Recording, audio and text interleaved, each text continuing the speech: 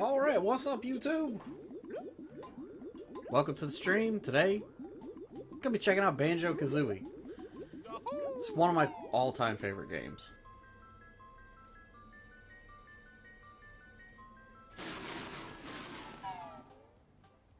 We don't really need to watch the opening cutscene. Basically, if you don't know, this is Banjo. We're about to meet Kazooie. This is Bottles. He teaches us all the moves. And we're basically going after Gruntilda, who essentially just kidnapped Banjo's little sister.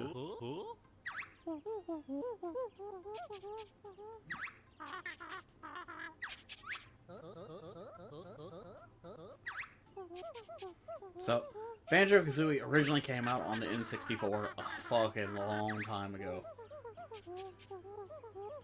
And there's Bottles just reiterating what just happened. But even way back on the N64, they treated the tutorial as an option.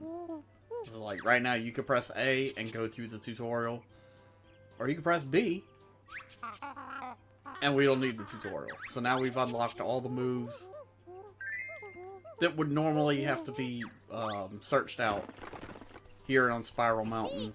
So we've got our roll, our SWAT. There's Kazooie, got that. Big old backflip jump, double jump thingy. Fuck you, Carrot.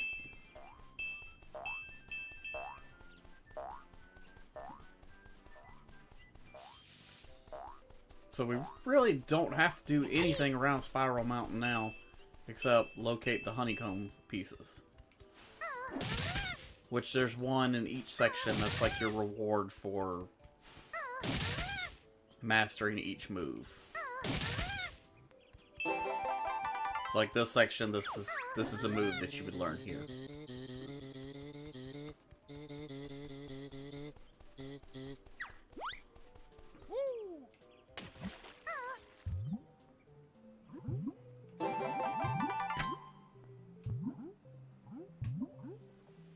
I can't tell you how many times I've 100%ed this game. Fuck ton.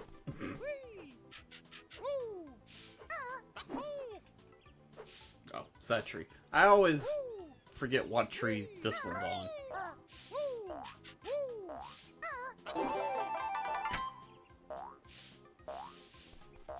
Fuck you, Carrot.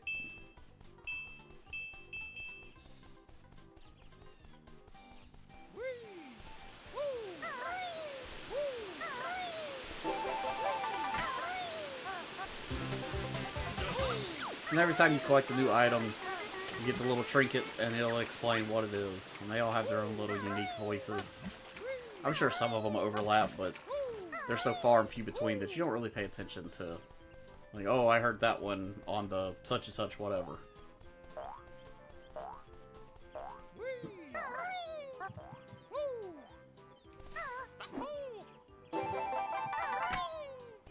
Alright, we got one more to find, and it's up there in that cauliflower thing. Which I'm not really sure how I just passed right by that.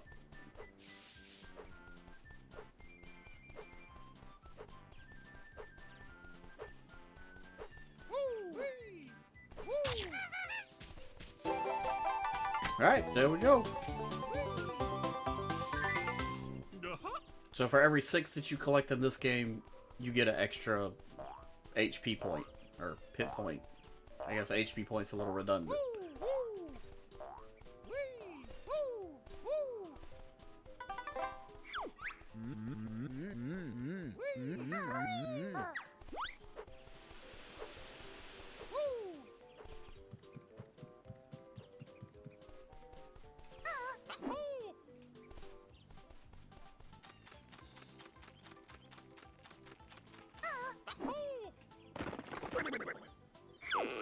There's a way to skip this. Speedrunners can do it, but I'm not exactly sure what the setup is. I think you gotta land just barely on the corner and then immediately jump to the bridge.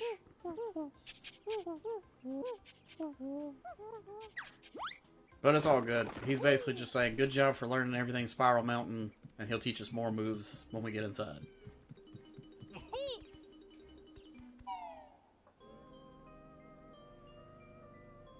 So there's Gruntilda. There's Tootie. It's weird because if you get a game over, this little machine zaps Tootie and turns Gruntilda into like a supermodel. It's kind of weird that that's what happens when she's like a little kid. But let's skip that shit.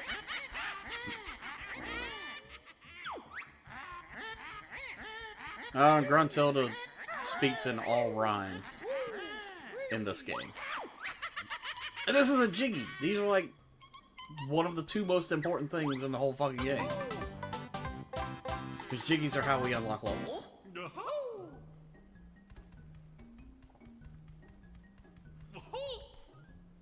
I can't wait until we fucking unlock the run, which is thankfully in this coming level.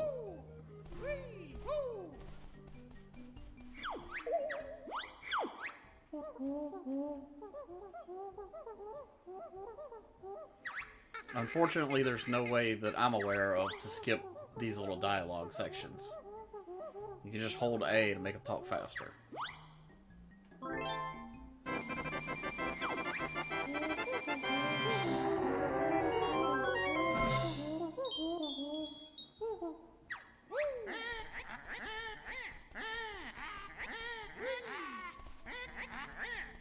It's like a long time ago, when this game was about to come out, Toys R Us, which doesn't exist anymore, but Toys R Us had it's like a 10-minute VHS tape that was all about Banjo-Kazooie. It was like a really long commercial for it, I guess.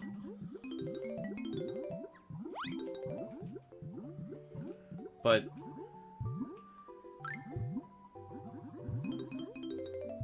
it was like a teaser video that took you through all of the levels in Banjo-Kazooie, and the announcer was like talking about each level and just a couple of the objectives to get Jiggies in each one.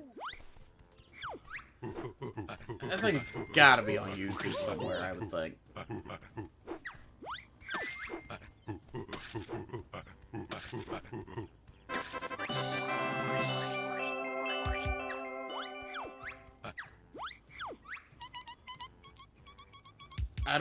I guess it would be like Banjo-Kazooie Toys R Us preview video or something. But if it's on YouTube and you can find it, it's definitely worth a good... I mean, like I said, it's like 10 or 12 minutes. It's worth a watch. I used to watch that thing on repeat, like, in the VCR. As soon as it was done, hit rewind, and watch it again. Because it just made this game look and sound so fucking cool. Alright, we gotta come back to this area, because I don't have the stomp yet.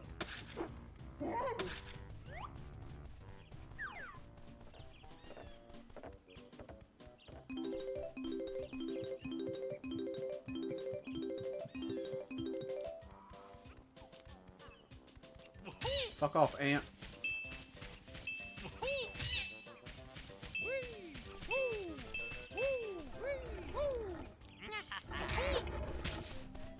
See, the fucked up thing is, no matter what you do, you have to backtrack in some areas of this game. Now, in Banjo-Tooie, you have to backtrack whole fucking levels.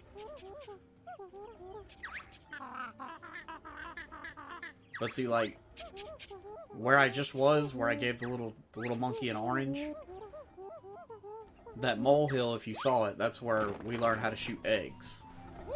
And that's what we need to break this rotating statue that's in the centerpiece.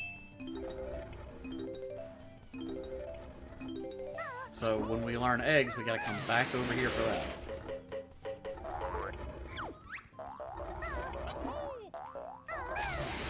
But we have to have this beak drill stomp thing. Basically the same thing as Mario's butt smash. We have to have this over by where the monkey thing was to unlock a secret. So you have to backtrack regardless.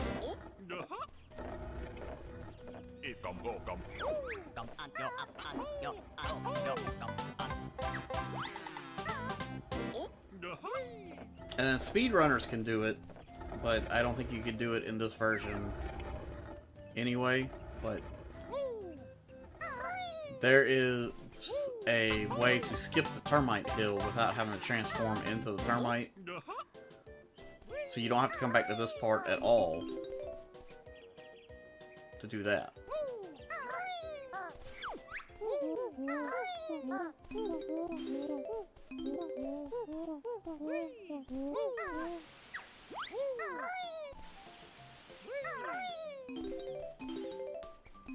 I'll have to get that last batch of music notes by going back to the top. Now once we get the run function, then we can tackle these type of hills with no problem, but since I'm already here, that's one less thing that I'll have to come back for.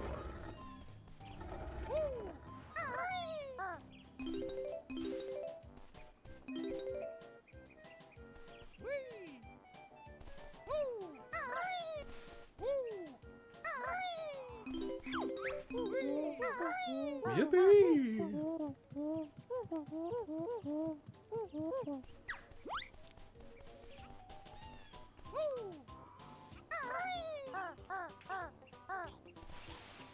Oh!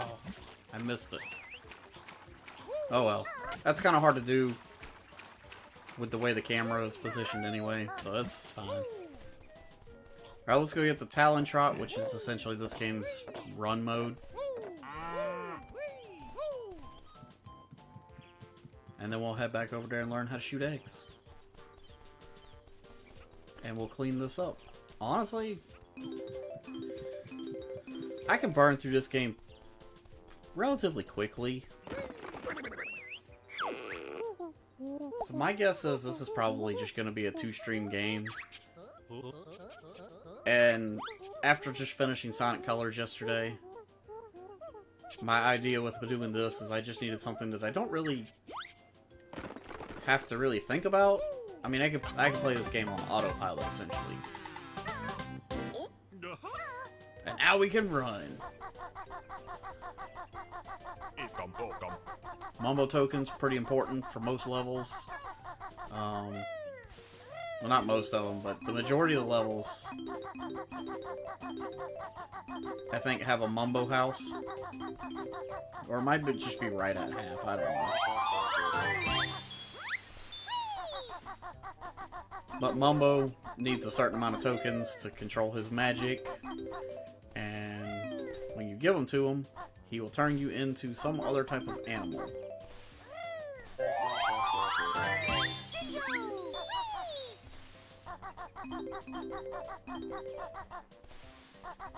And that transformation is usually required for at least one Jiggy, if not 2 or 3.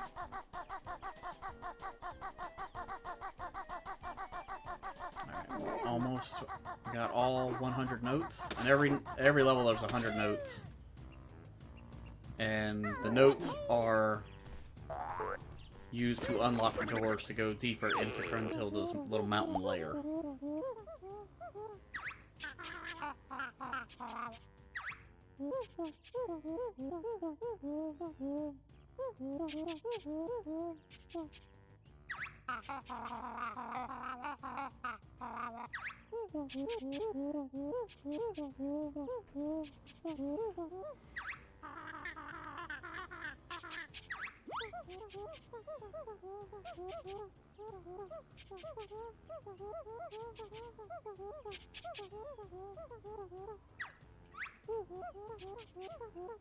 And that's all the moves for Mumbo's Mountain. So as he was saying, we can shit eggs. And we can also shoot them forward. She spits them out of her mouth.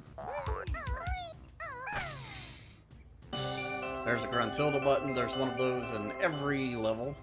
And it unlocks a Jiggy in the overworld.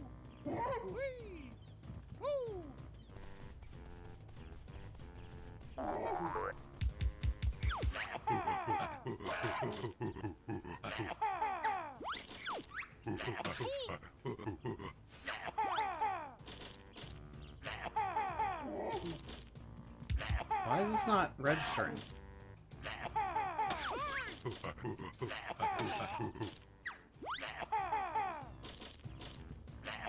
What the hell?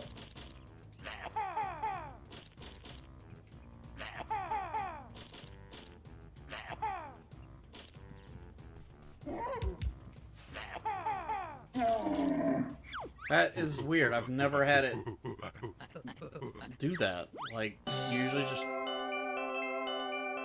It only takes 3 actual hits. I don't know why they weren't registering properly. Alright, let's haul the ass.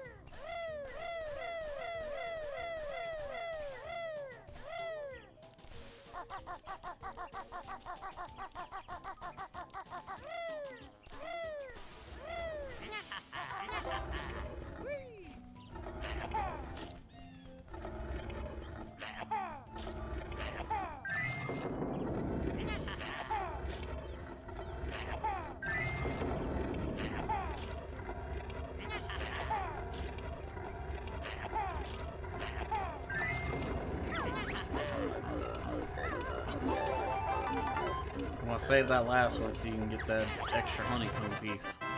Because once you destroy him, he's gone forever.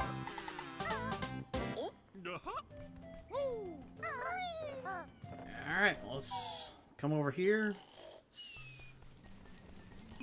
This is Mumbo.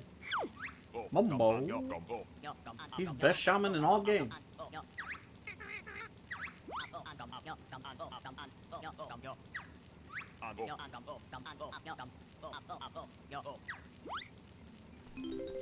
Oh no, we don't have enough.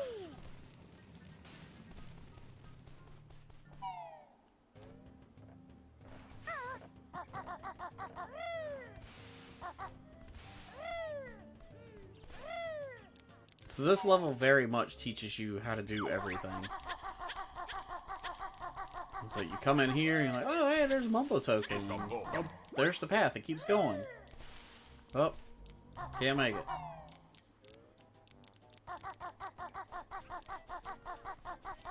Maybe we go see Mumbo again.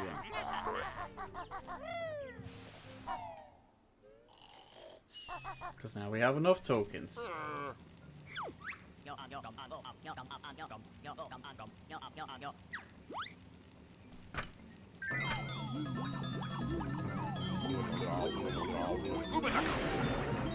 And now we're a fucking termite! Yo!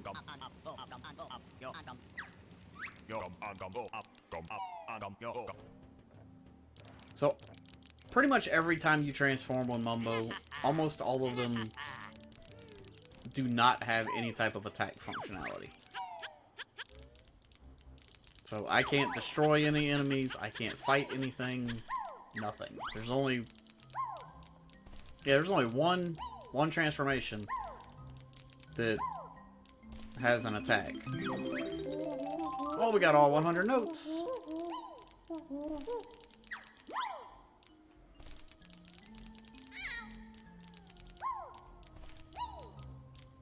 So, being that this was still, you know, early on in the 3D game life, camera is not always the most reliable thing.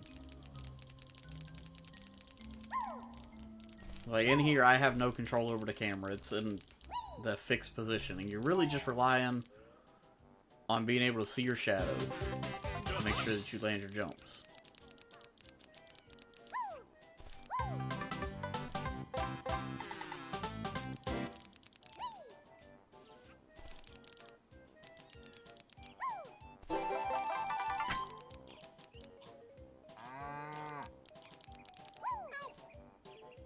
Oh, I fucking missed.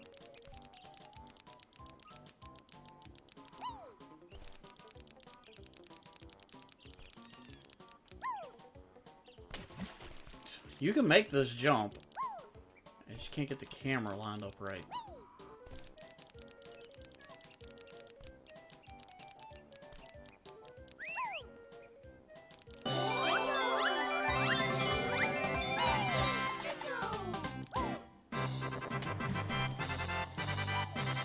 So, we'll see it at some point, but while you're in the transformation, you don't get the 10th Jiggy final fanfare. And speedrunners will end that by, like, falling in the water, because you don't get the final fanfare while you're swimming either. But like I said, they don't even have to turn into the termite, so they don't have to worry about it. Once you get so far out of the level, Mumbo Magic get weak. You have to transform back.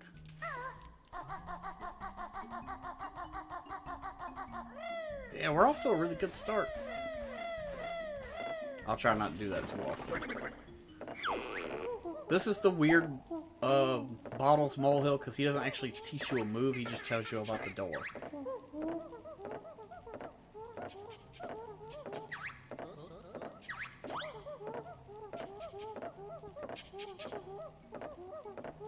Now, if you know anything about Banjo-Kazooie, you know that when it comes to the music notes, the N64 version,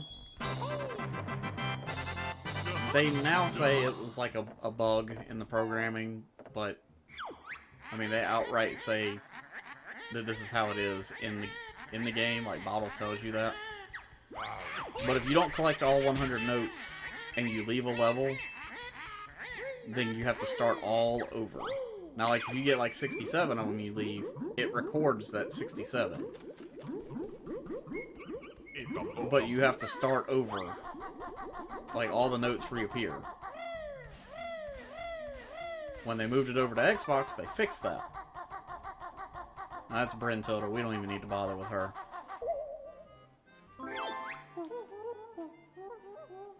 So this seems dumb. Why would I want to remove the pieces?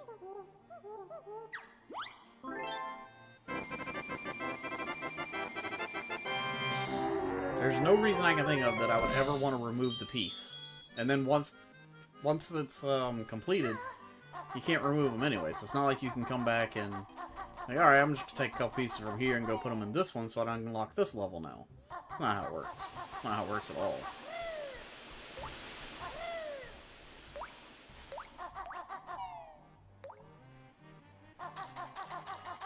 This is probably the most widely recognized level in Banjo-Kazooie. This is Treasure Trove Cove.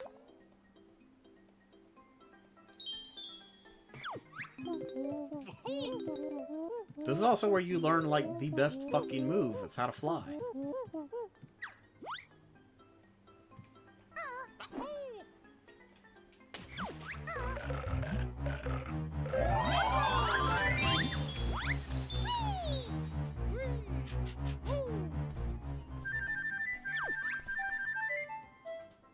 Gotta start checking the trees.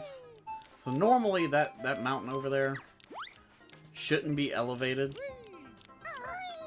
But because I have Banjo-Tooie save data, it is, and that's part of the stop and swap shit. Usually that's underwater. You can't actually get into it.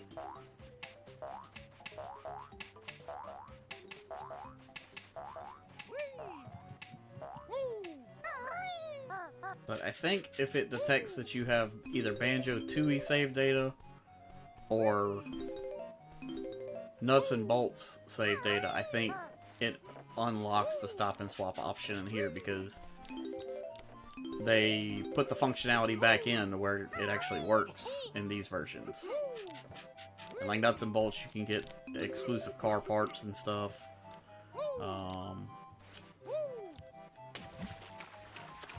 I don't really remember what it does in Banjo-Tooie.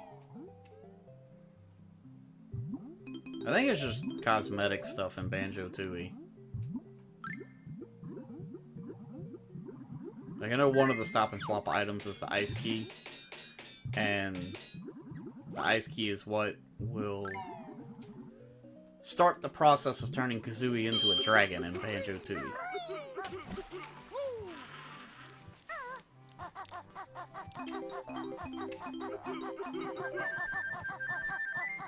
Now, I believe, because I've already collected all the stop and swap stuff, that, like, they're a one and done thing. Once you've collected them in one file, that's it.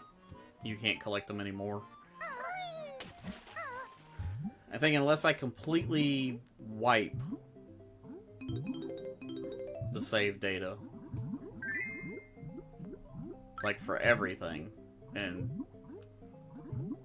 essentially treat it like it's a brand new game install, I think that's the only way to do it. But I could be wrong, so we will shoot over there to that mountain before we leave here and check that out. There you go, blubber. Quit being such a fucking blubber butt. Well, hey!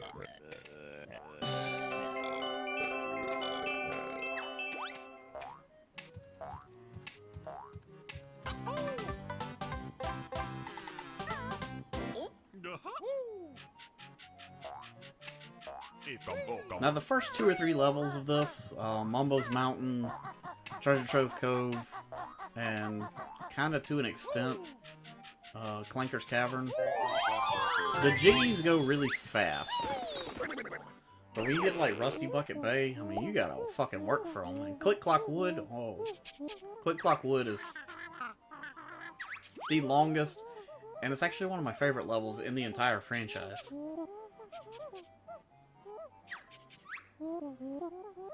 But now we can fly. Like an eagle. Or a breagle. Fly like a breagle.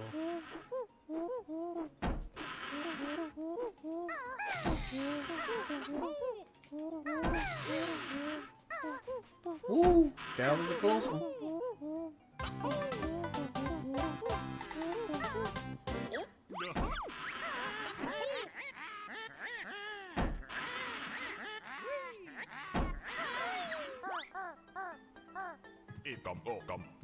So that's a bit of a fucked up Jiggy, because if you get in the water anywhere here, it's a shark attack. Look at that vicious motherfucker coming after me, man.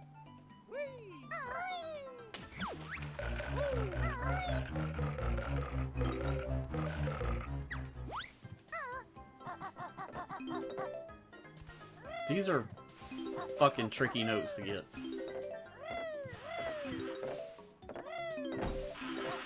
Because you gotta walk right on the edge and it's a bit of a tightrope.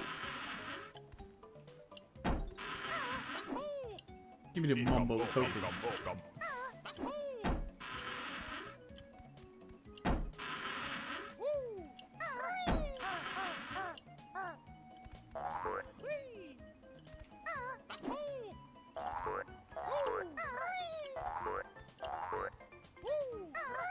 So something that I never noticed, and it might be on purpose, but I don't think it's supposed to be. But the like the number there by the 3, it's got like this blue crystal-y texture. When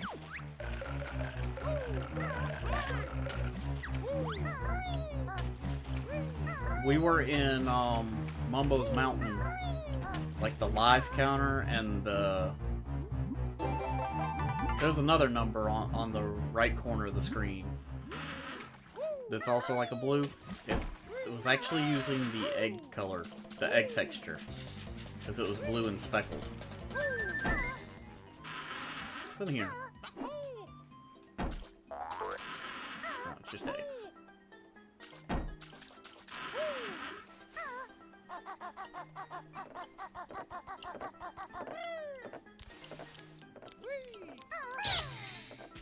Some enemies, if you kill them a certain way, they give you 2 honeycomb pieces.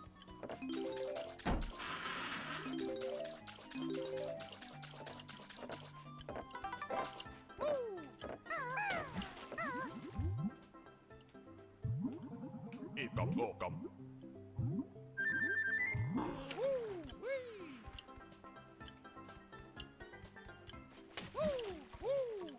want to be in there with that guy.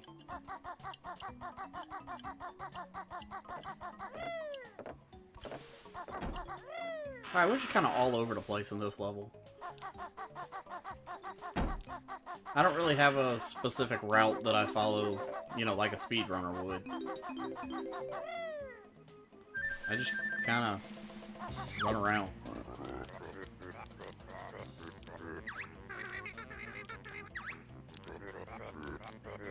Cheeky bird. Now, of course, this is a rare game, so you're gonna get that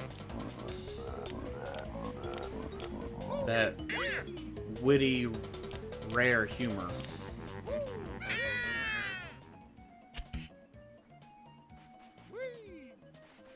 And the occasional sexual innuendo. More like innuendo.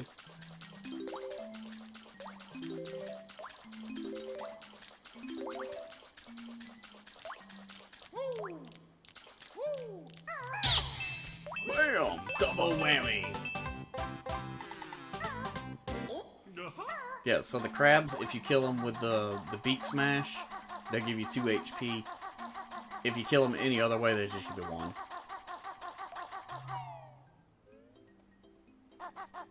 I believe there's a mumbo token back here.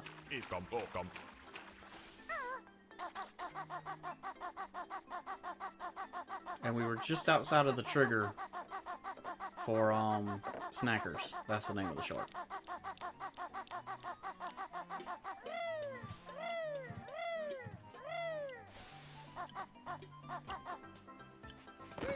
Time to learn what these green things do.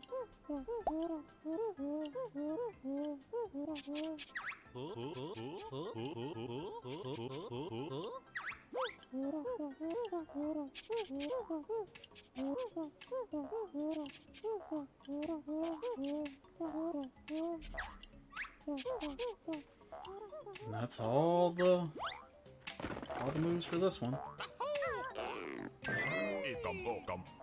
So I can't tell you how many people I knew that they played this game and they thought that you could only do the spring jump standing on the pad.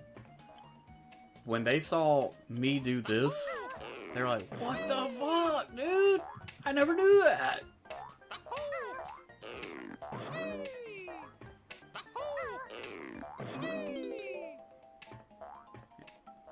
So you do not have to be just squarely on the pad to do it.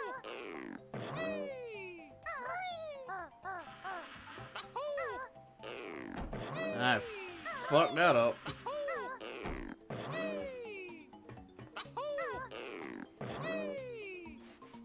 Now, if you let go of A, or, you know, whatever command button you're doing, before you launch again, then it'll cancel it.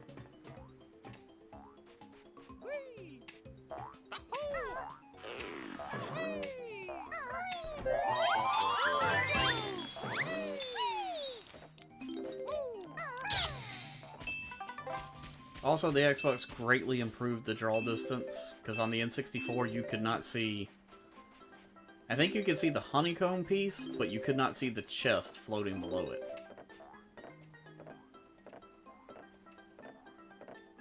Alright, so we just gotta go up that tower. We gotta go back here to the sunken sand castle.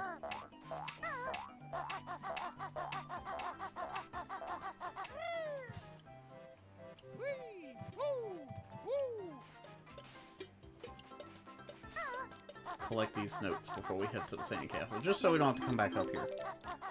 Ah, shit.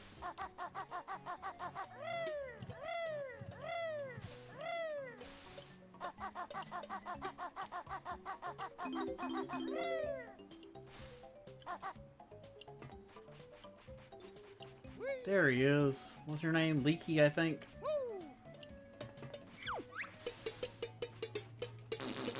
And all you do is shit inside of them. Somehow eggs patch up a busted up bucket.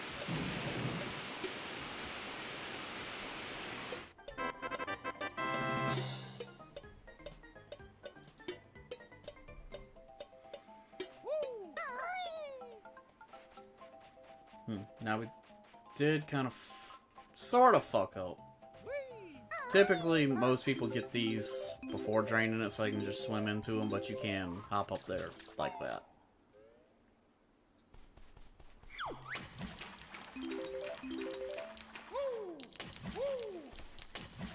Oh no, we have to solve a puzzle. I wonder what the answer is.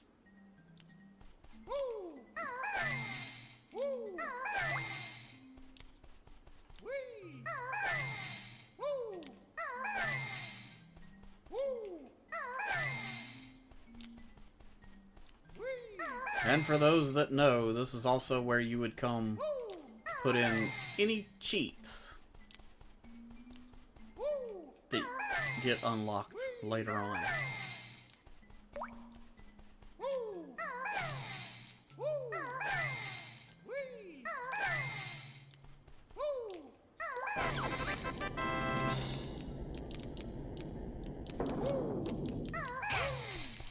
There's actually a hidden secret all the way back at the beginning in Banjo's house. Now that we've completed the sandcastle puzzle, we can go back to Banjo's house and play a minigame that will unlock cheats. I may or may not do that later on in the stream. Maybe. The only bad thing is that when you unlock one of the cheats, you have to come all the way here to Treasure Trove Cove, put it in, and then go back to do the next one. Like, they don't stack. I don't think. But I want to say there's either 6 or 7 of them. And when you finish the last one, you get a really cool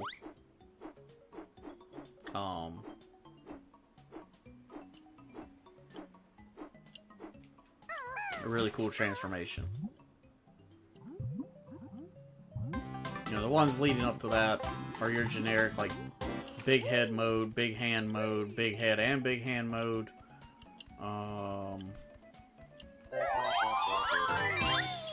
But the final one, it's pretty cool. You can actually get it at random from Mumbo.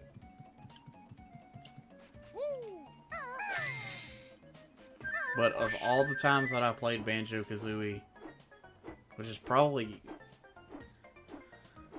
without even exaggerating, it's probably got to be about 50 times. If not more. But out of those 50 times, I can recall probably 4 where I got the random transformation. And then there's another one that you can get that I've probably only gotten twice.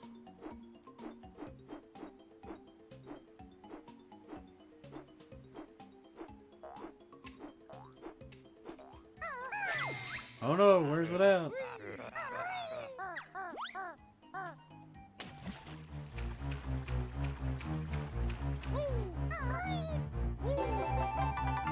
Get the fuck away from me.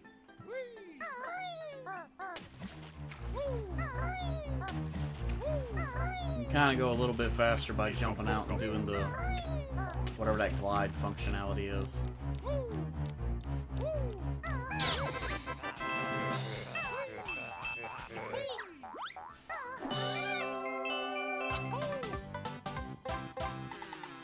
Hell yeah. Alright, 2 more Jiggies to go.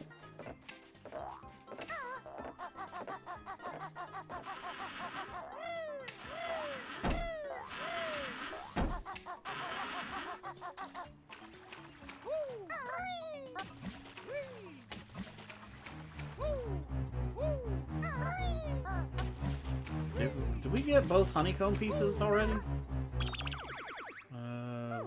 View totals. Yes, we did. Okay. Then yeah, all we got is 2 Jiggies left. I don't know why I'm coming this way. There's no flight pad this way. I need to go to the other tower. Oh no, Snacker's got me.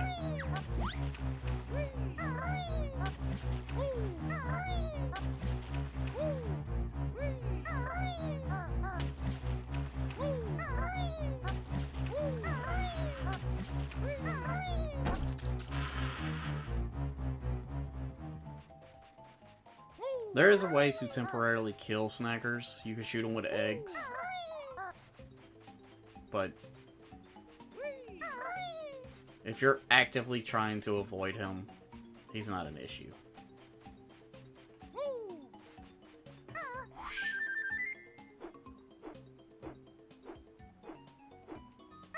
Oh, wrong button.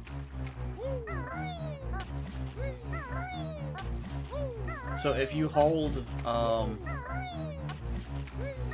left bumper or right bumper, you'll make sharper turns. I hit right trigger, not right bumper. My bad.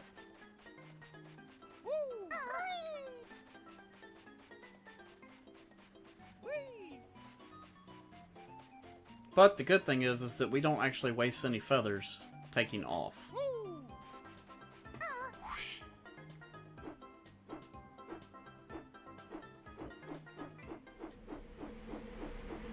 There's actually a doorway you can take to get in here, but it's just as fast, if not faster, to just fly up here.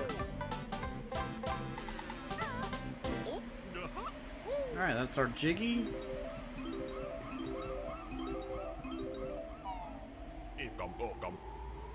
Somehow we came out the door when it was still closed.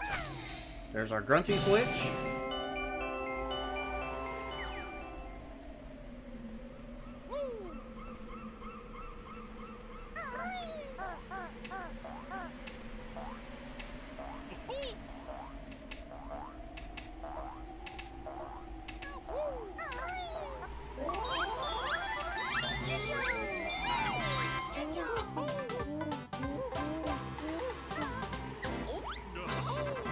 Huh.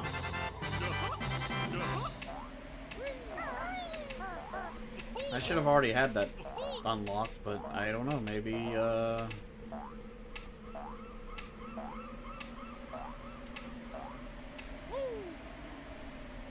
maybe because this is the first time I'm playing it on my Series X, that it's not registering that game data.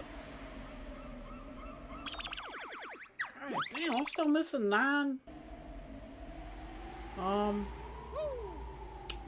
Whatchamacallums?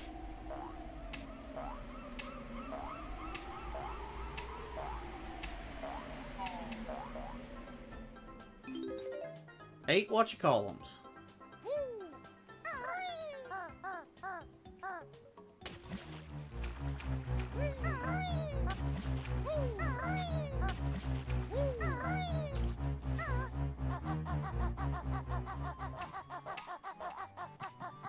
They're probably somewhere very simple, and I just somehow ran completely around them.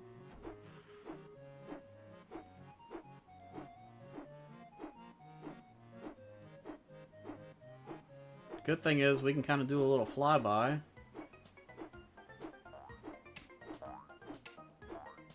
Well, there's some of them.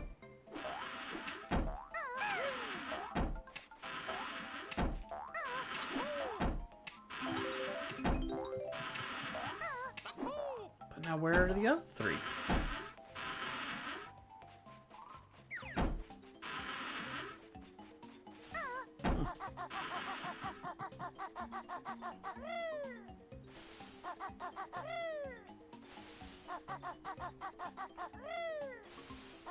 I'm legitimately at a loss at where the other 3 could be. They've got to be on a pathway over here somewhere that I just somehow didn't walk across. Because 3 is kind of an unusual number. They're usually in groups of 4.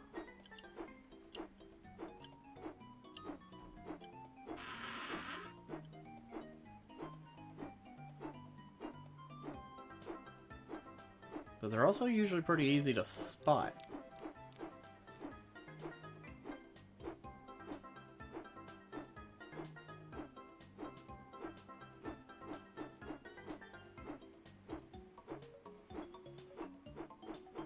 What's up, Mr. Pika fan? I'm doing good. It'd be a little better if I could find these other 3 notes. Whatever.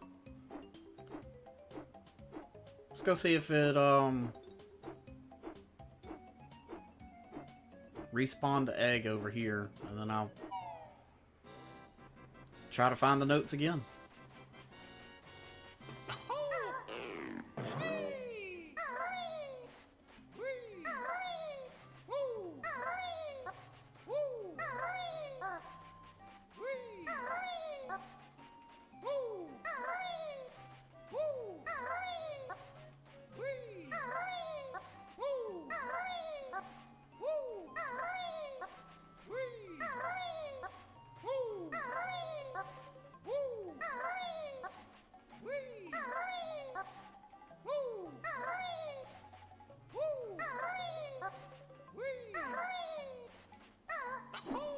Okay, no, it's not gonna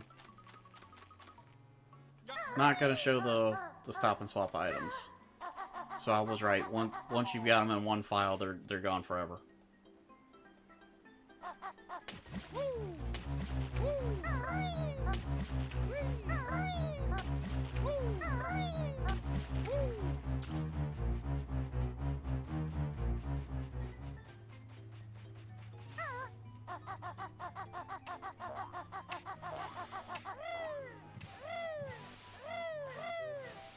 Alright, back to trying to find these notes. So there were notes on an island. I think those are honeycomb pieces, if that's the island you were talking about. Well, they've got to be around here somewhere. Like I said, a group of 3 should be pretty easy to find.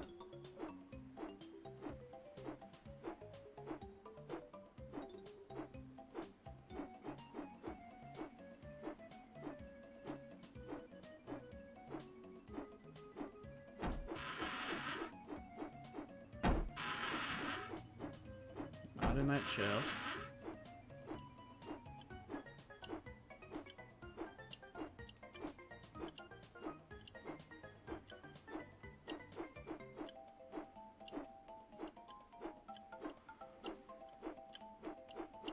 Not in the water. Not in there.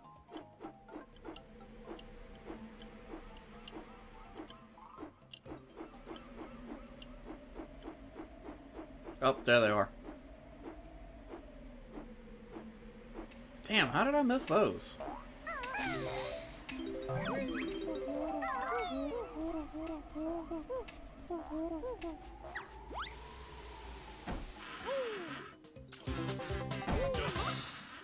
Alright, well that's it for Treasure Trove Cove.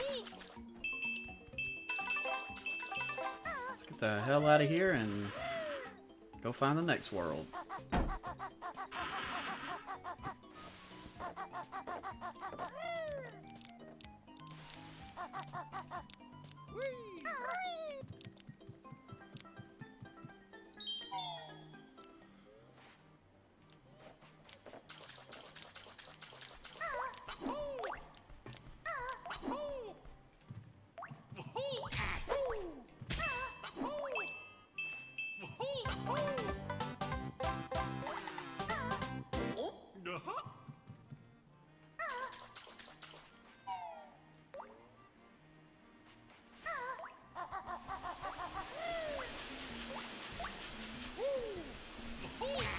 Fuck you.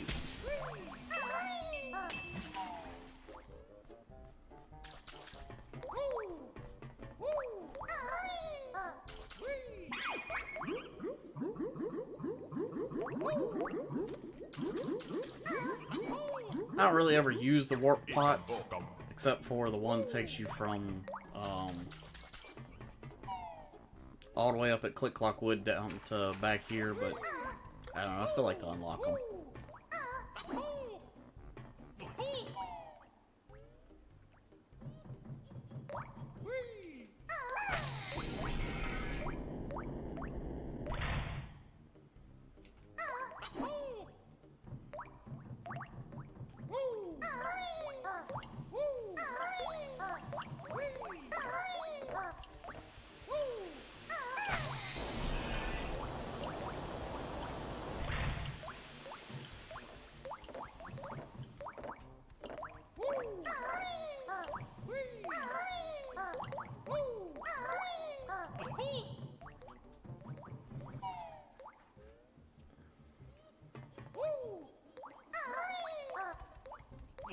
Let's head back down here.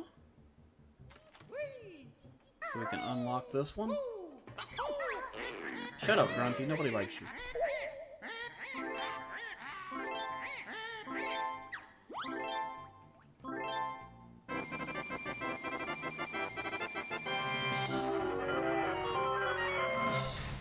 How do you get that Mumbo token up there?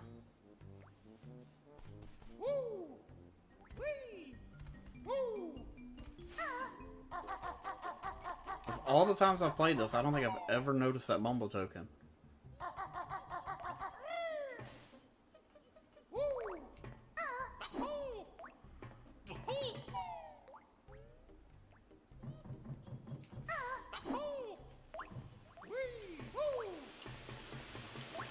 Alright, again, we don't really need to fuck with Brentilda. God damn it.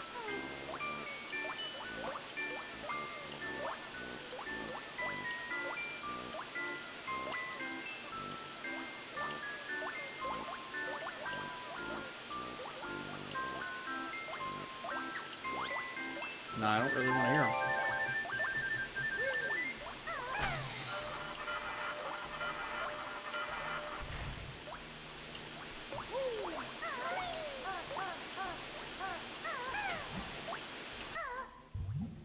I mean, I know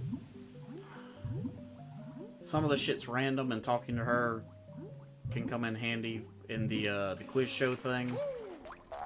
But honestly, I just guess. Oh yeah, see the egg counter and the life counter is using the same speckle pattern as the eggs. I don't think that's supposed to happen.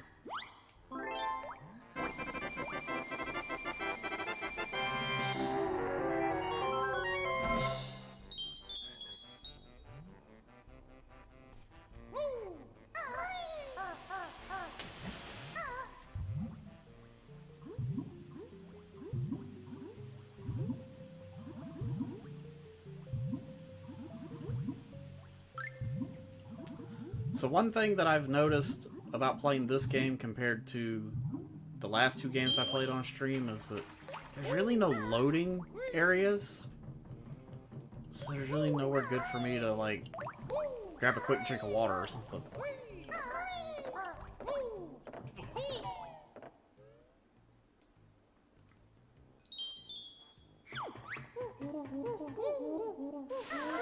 Just one move.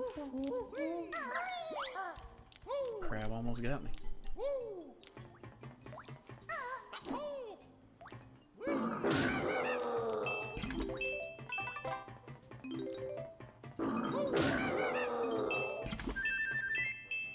Alright, camera fucking wigged out there for a second.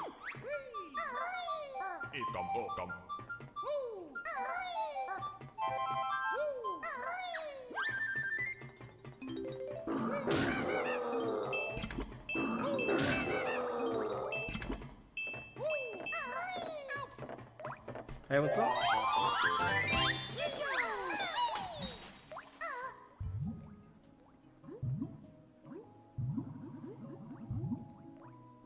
So yeah, back to earlier when I was talking about this VHS tape that came from Toys R Us. This is one of the scenes that they showed in it. I'm not gonna lie, it's like a... Damn, how old was I when this game came out? I was probably like 8 or 9. Clanker kind of freaked me out a little bit.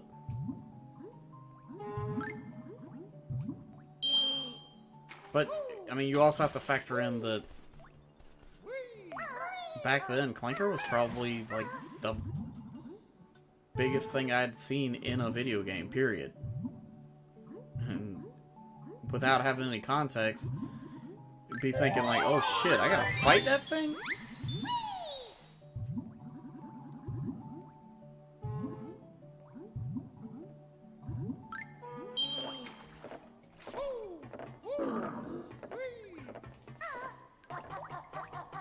So, generally, like most people, I'm not a big fan of underwater levels in games.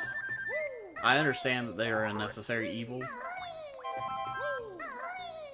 But underwater areas in Banjo-Kazooie are just... I don't know, they're not quite as... pain in the ass as most other games are. Especially like a Sonic game. Like, I mean, Sonic Colors was fun, but those underwater levels are just... I don't know, they just kind of sucked. I'm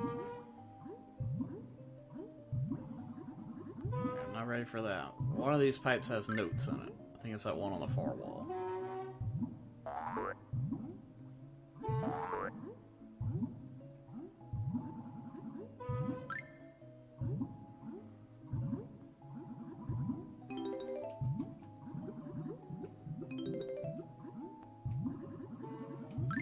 How did I miss the fucking note?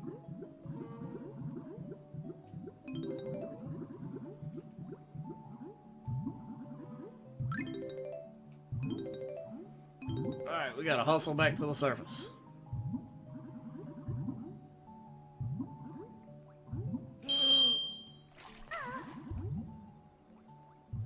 Okay, that looks like it's just gold feathers in that one.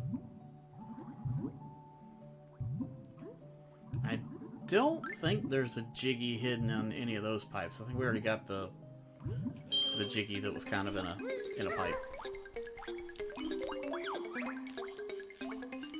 Mutant snippets.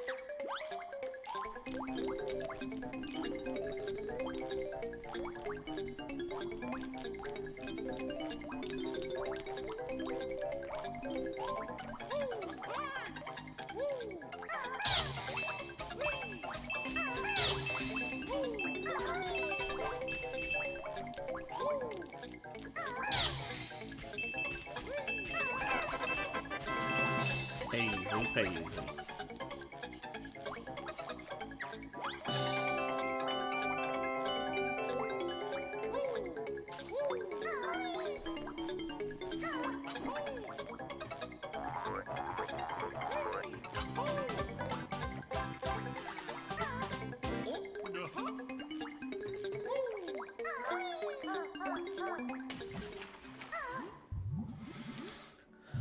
Alright, I know there's at least one more pipe that we have to swim through, but I want to get a full thing of air and be as close to it as I can.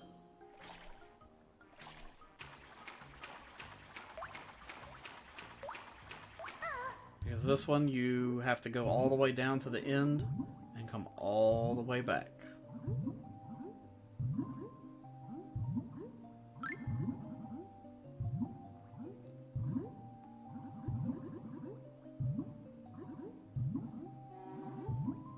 Oh, nope, nope.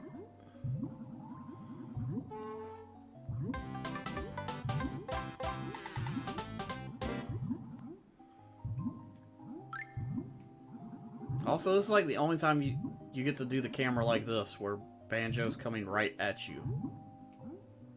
It looks really cool.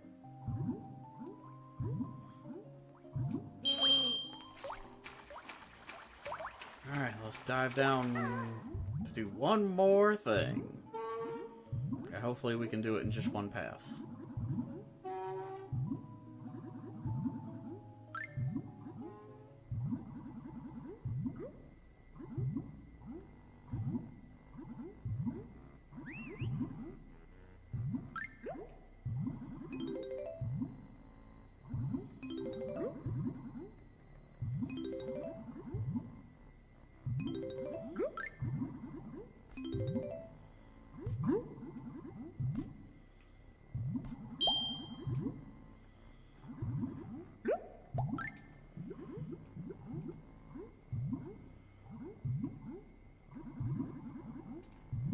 Seriously?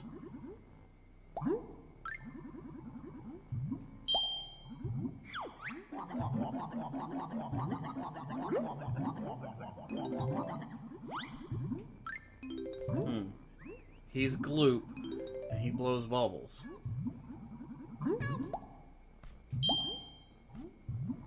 Wonder if he has anything to do with Bubble Gloop Swamp.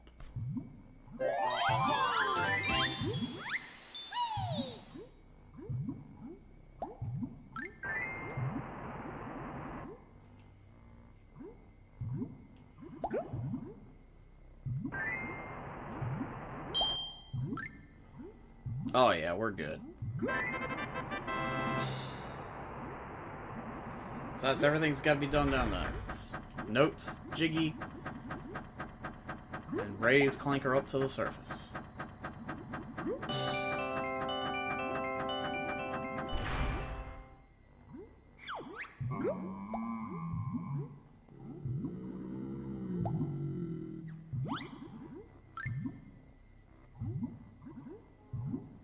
So now, to the best of my knowledge, with the exception of the water that's inside Clanker, we are done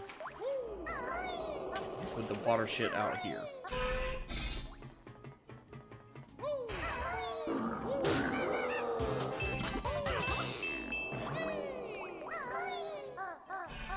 How the fuck did I miss?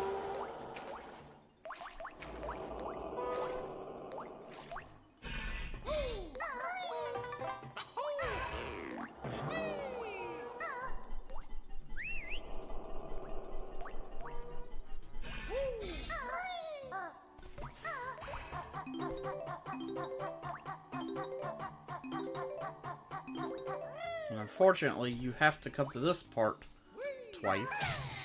Because there's the honeycomb. And there's a fucking Jinjo in there, but you can't reach him. So we gotta go do that section one more time.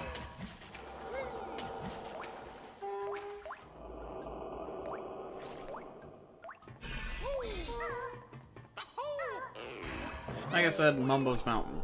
There is the built-in expectation of backtracking, which I guess we didn't actually have to because he's right here. These are just eggs. But there's also an extra life there. Which our lives are maxed out anyway, so I guess it doesn't matter. But there is the built-in expectation of having to backtrack. Just within levels, though. There's one area where no matter what you do, you have to revisit at least one level.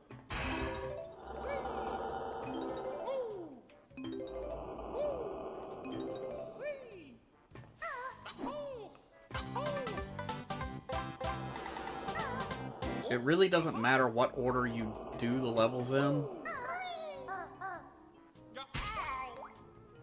From this point forward, like, you can pretty much do whatever you want. But when it comes to a section of 2 levels, you need a move from the other level to be able to get the Jiggy. So no matter what, you have to go to those levels twice.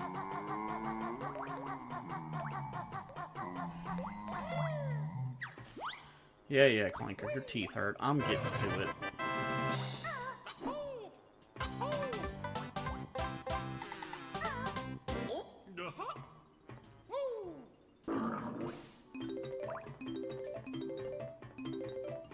So, like Treasure Trove Cove, there's no Mumbo transformation in here, but there's still plenty of tokens.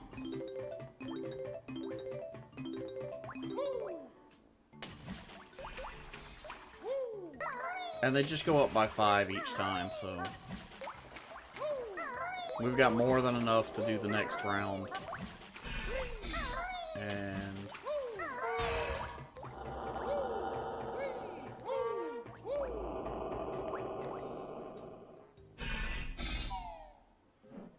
now it's time to start going inside Clanker.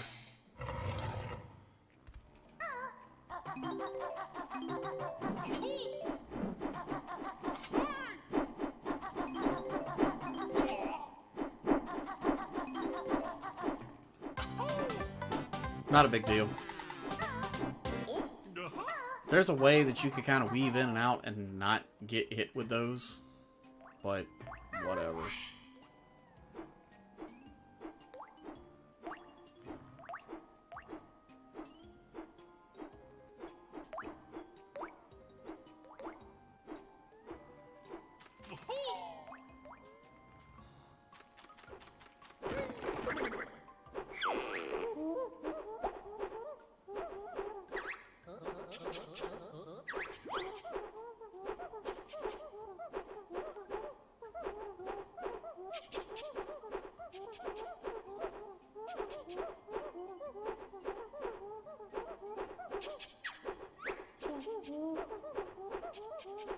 Plus, bottles will just refill your energy every time you learn a new move.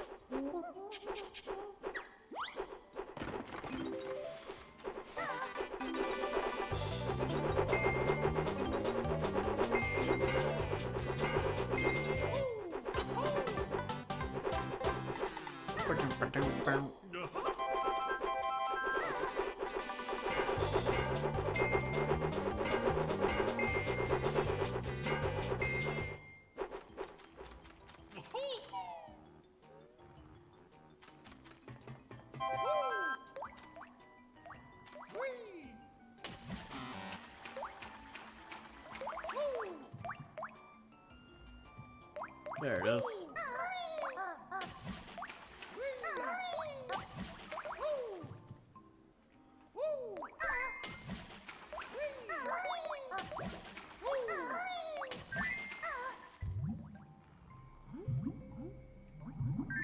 So it's just kind of like a generic, like, race against the clock game, where it tests out how well you can maneuver and do different kinds of moves.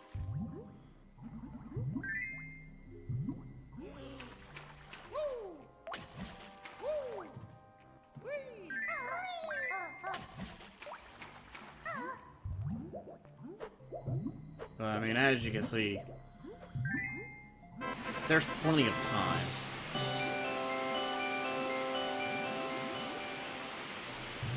You can have to do one, you know, take a couple of tries on one or two of them and still be fine.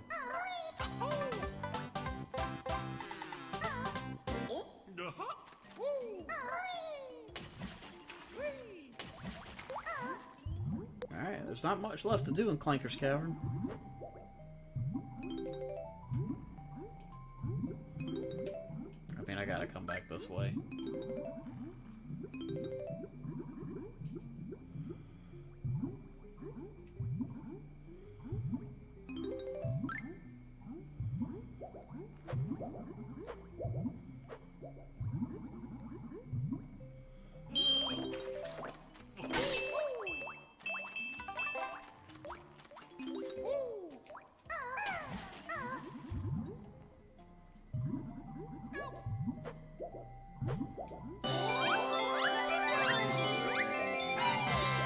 So these little whippy thing right there,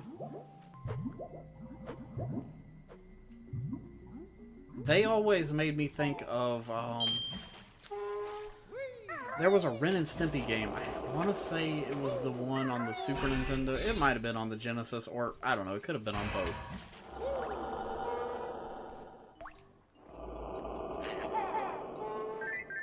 But there was a Ren and Stimpy game where, you had to go in some, like, one of the levels took place in, like, army guy's mouth. And those little whippy things remind me of the roots that were, where teeth should be.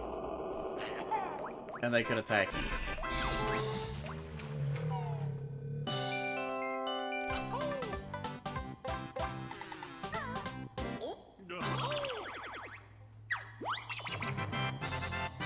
Just 12 more notes. Oh, they're right here.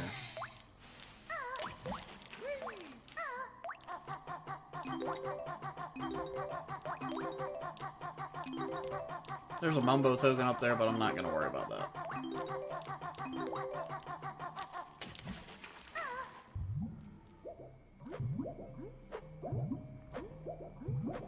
Where the fuck would the last four be? And why does this keep happening?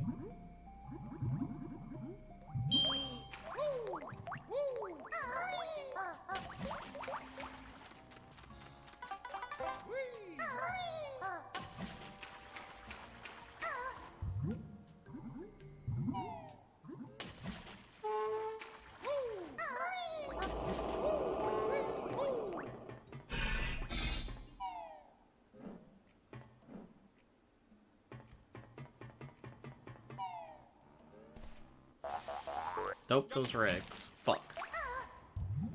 I remembered there was a slide that had something on them. Those were just eggs.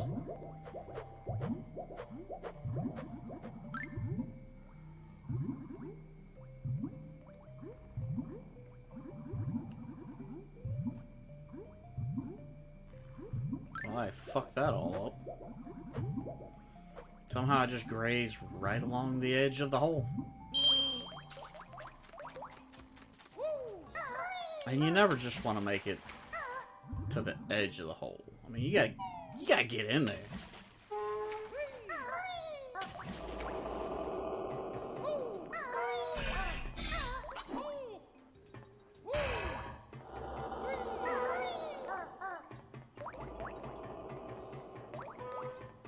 Alright, these notes gotta be somewhere.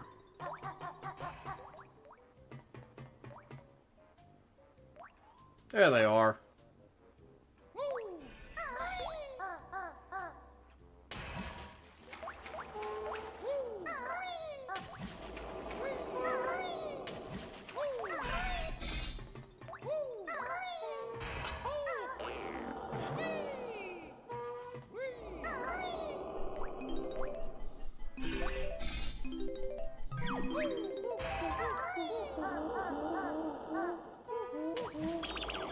Did we get both of the honeycomb pieces?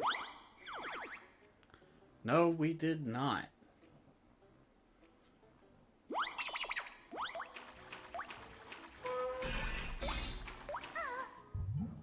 Is it right here?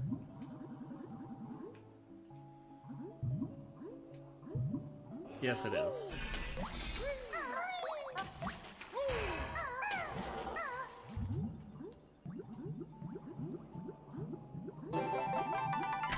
And with that, we have a brand new hit point coming in.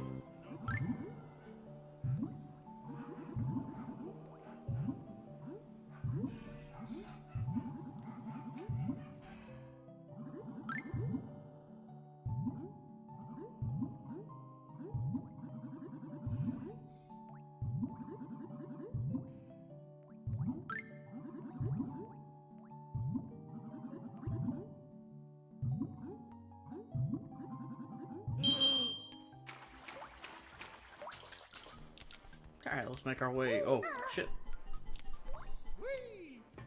Kinda forgot about that crab was there. Yeah, with that honeycomb piece in hand, that does it for Clanker's Cavern. Let's get the fuck out of here.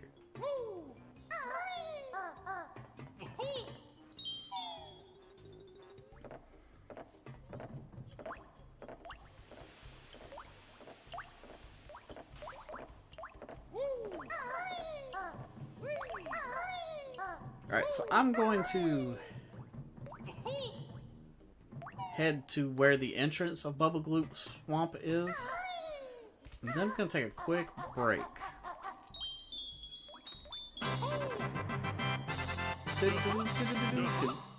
Uh-huh. Oh, wait. Wait. I forgot to do the grunty. The Jiggy for the grunty switch.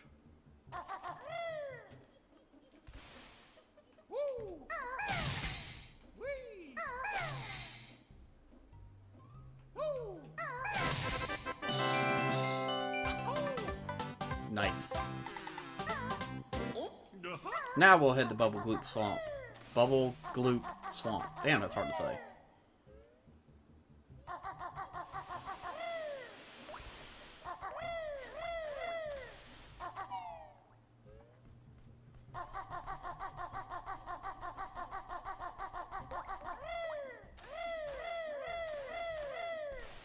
I said I wouldn't do that constantly. I'm trying.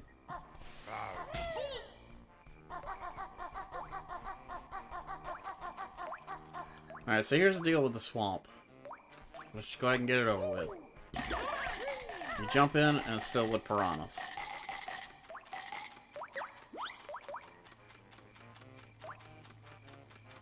So we gotta be careful not to fall in the water moving forward.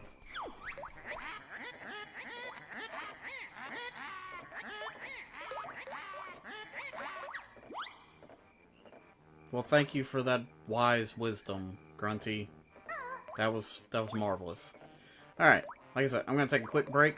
I'll be back in, I don't know, about 5-10 minutes.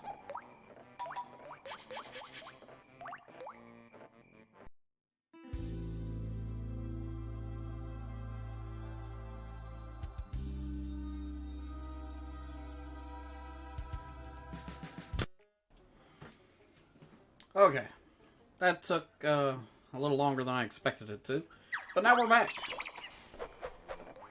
and ready to tackle Bubble Gloop Swamp.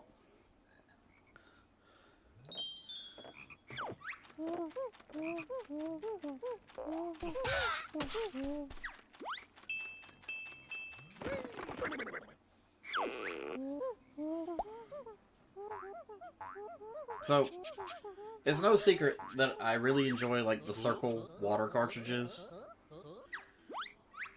And I liked it before fucking Mr. Beast liked it. I fucking hate Mr. Beast.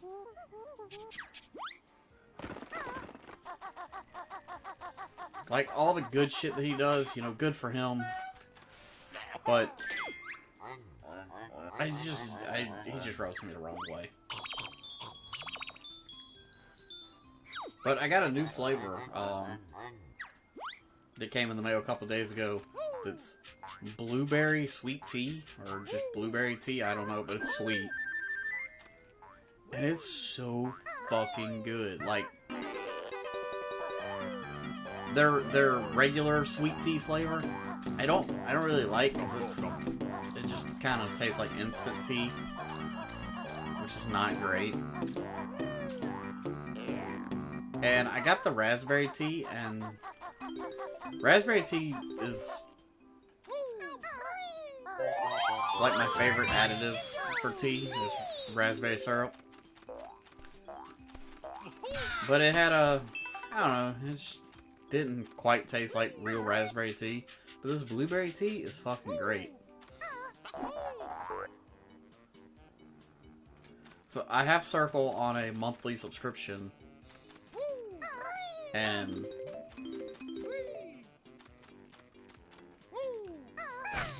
I think I'm gonna be adding this blueberry tea to the regular roster.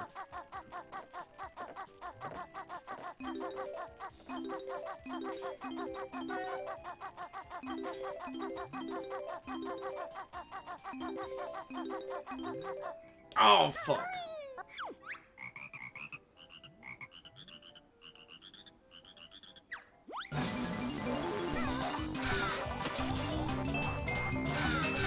At least Clanker is a gentle giant, despite how scary he is. Yeah, I mean, that's true.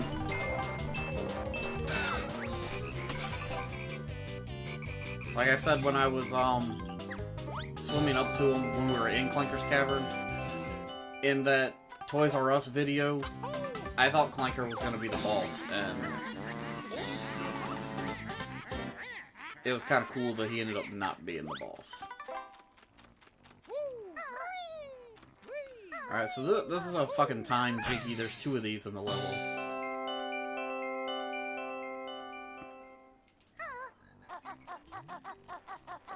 Yeah, I agree. I think Clanker could have been cool.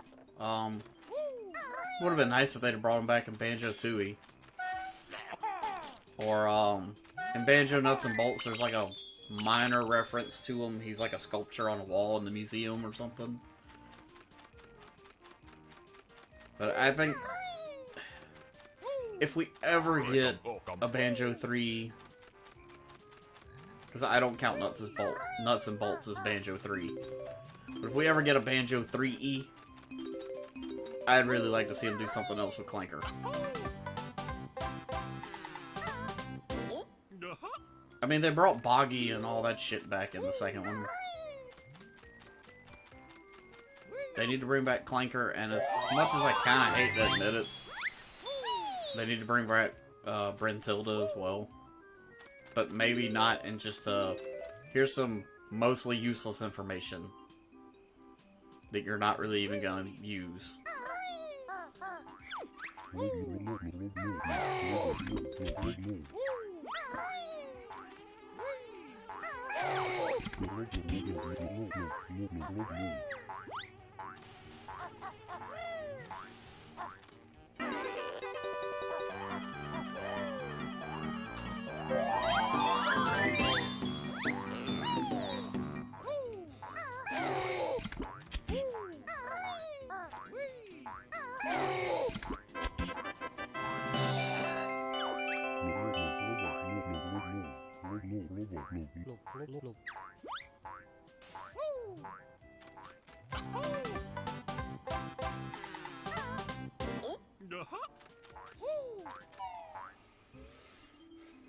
So I said earlier that there was really only one level that you needed to come back after going to another level and learning a move.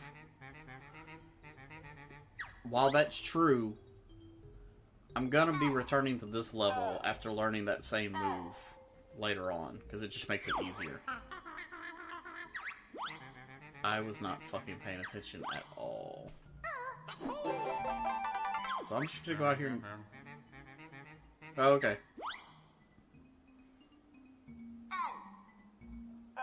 Purple, blue, dark purple. Or I guess that's pink. How did I miss?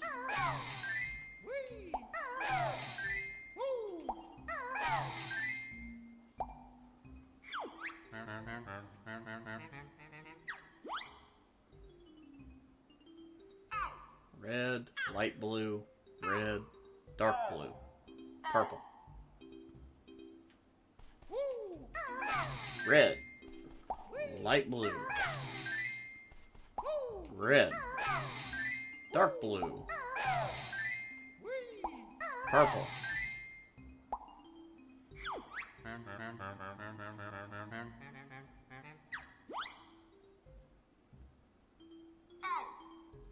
Pink, dark blue, red, yellow, pink, red, light blue.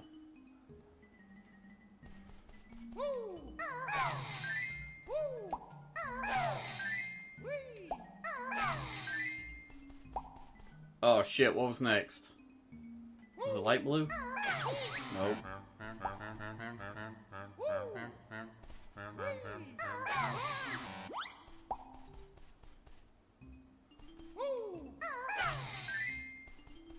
And then light blue? Oh, was it fucking red? Oh shit, we're gonna fucking die. No, fucking A. Alright, now it's gotta be light blue. Oh, damn.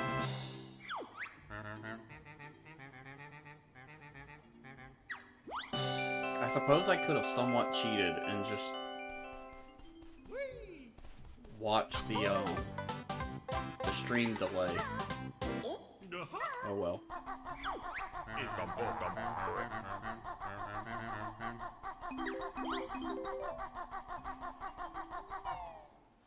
But yeah, there's a couple of Jiggies in this one that I'm gonna come back for later.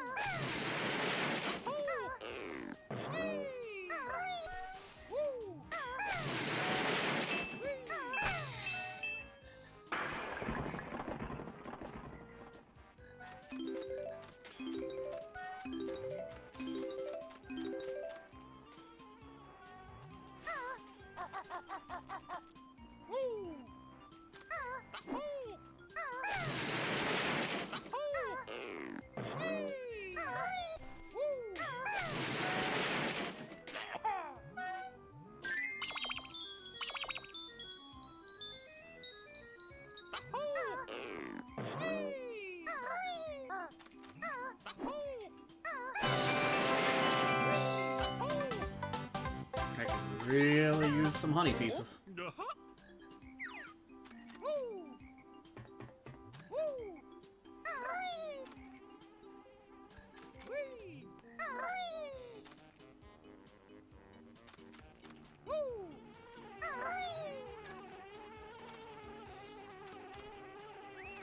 Hey, you bastard. Come over here. Come over here, you bastard. Alright, fine, don't.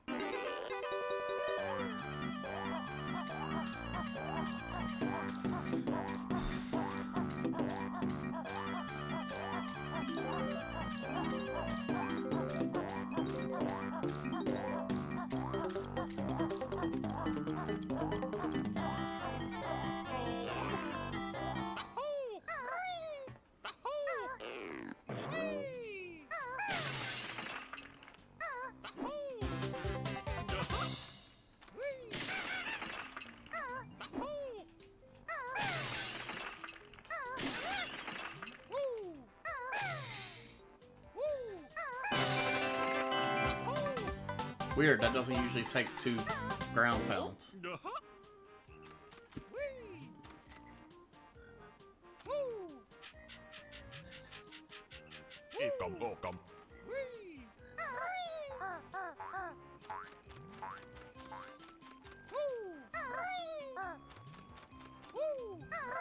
Alright.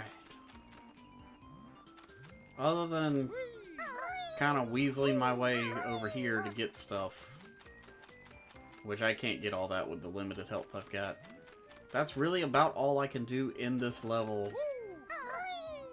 for right now. I can do more, but like I said, I gotta come back here anyway, or I'm gonna come back here anyway. Actually, let me finish off that golden crocodile, because if I leave, I gotta start all over with him. So we need to fucking locate him. And I think he's this way. Behind this giant crocodile looking.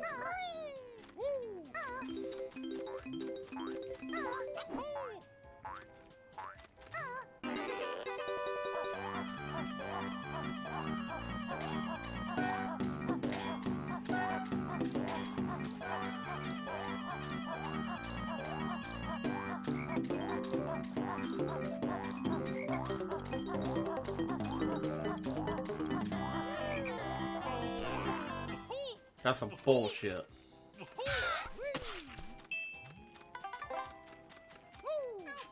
Hey, how's it going?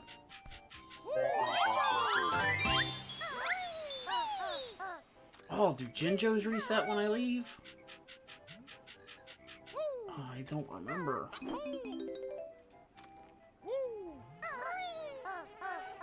I legit cannot remember if Jinjos reset when you leave a level.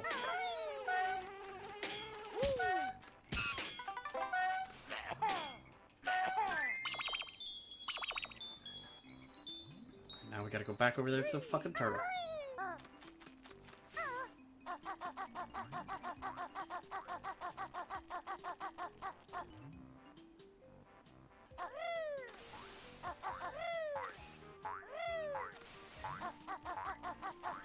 Alright, fine, fuck it. I don't think the wading boots would last long enough anyway. They barely lasted long enough to get those notes that were over there in that corner.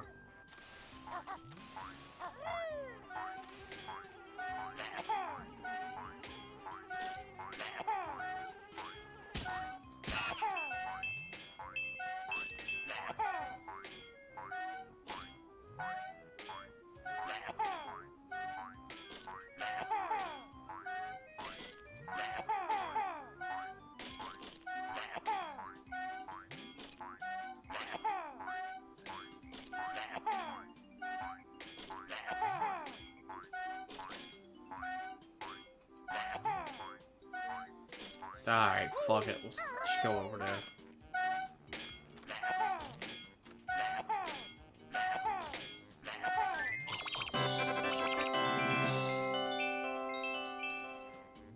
That should not have been that difficult.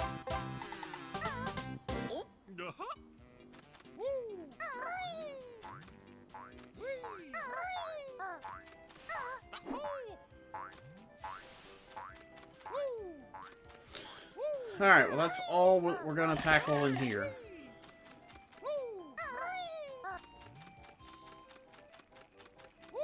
There's an easier way to get all that stuff over there anyway.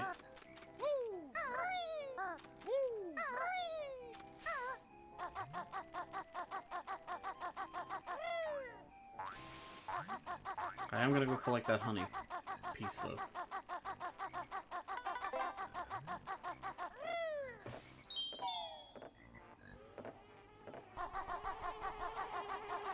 Besides, we kind of have to make an extra trip around here anyway. Because now it's time for a secret. I mean, this is kind of like required, and there's a secret involved with it too.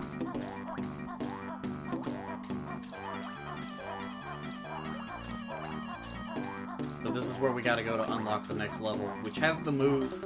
No, it doesn't have the move that I'm looking for.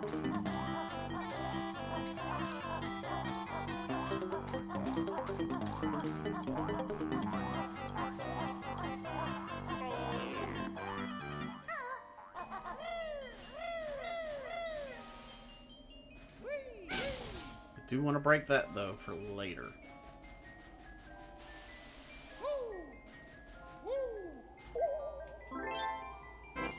Freeze Easy Peak! Which I know Treasure Trove Cove is like the really popular level, but honestly, me personally, I kind of like Freeze Easy Peak the best.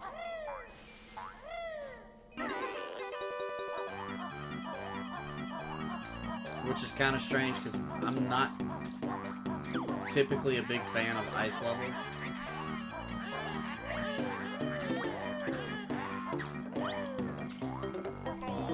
I like the way they look, and I like the way they sound, but I don't really like the ice physics.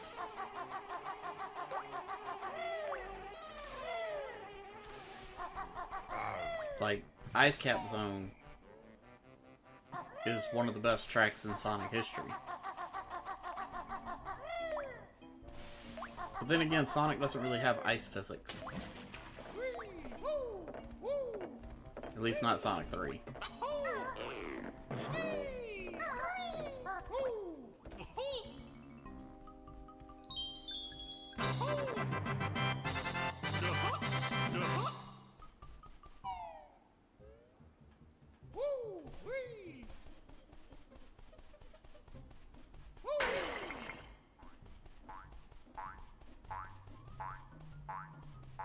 We don't really need those yet because we haven't opened the door.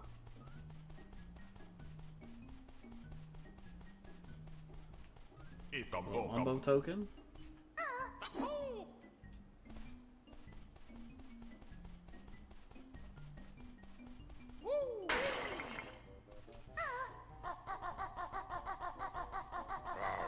That's what I'm looking for.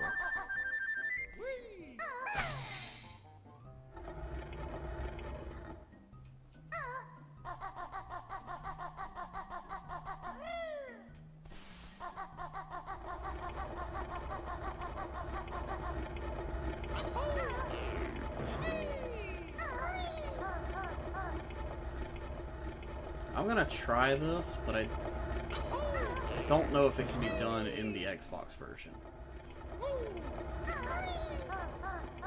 That's if I can even get up there.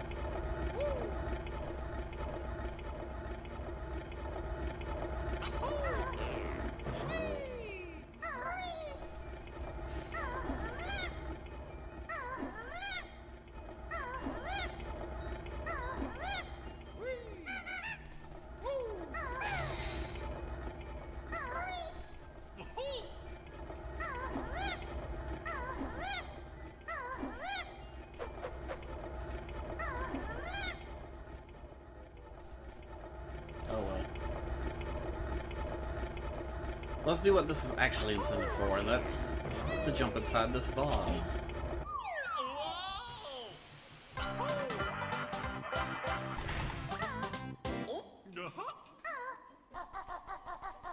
And that's essentially the halfway mark, because that's 5 Jiggies in the Gruntilda world. Or Gruntilda's lair.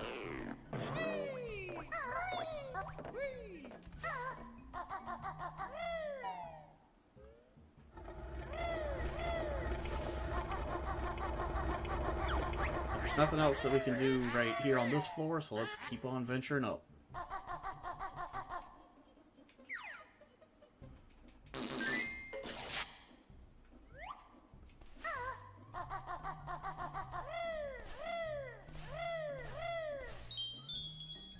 Unlock that note door. And is this where I need to go? Is this where the Gobi's Valley painting is? I think so. Yeah. So this is one of the worlds that's required to be revisited. Because you learn a move in here that you have to finish up Freeze Easy Peak, and you learn a move in Freeze Easy Peak that you have to finish up Gobi's Valley.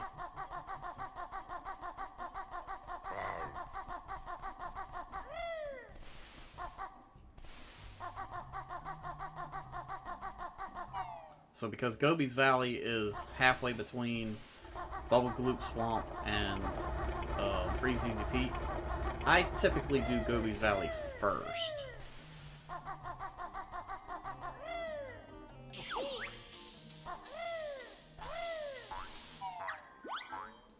Fucking sand eels.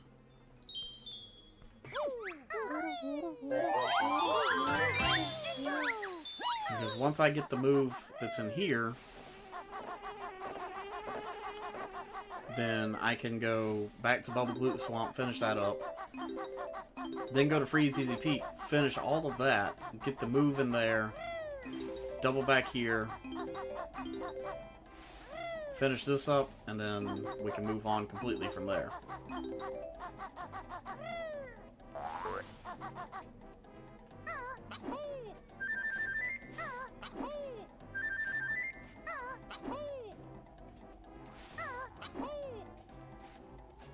But honestly, I think that Gobi's Valley is probably the last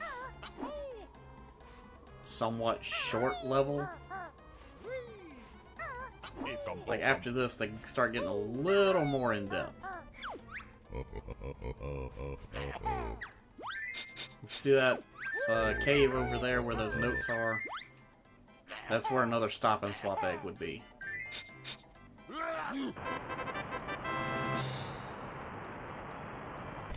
And then there's actually 2 in this level. There's another one in a sarcophagus somewhere.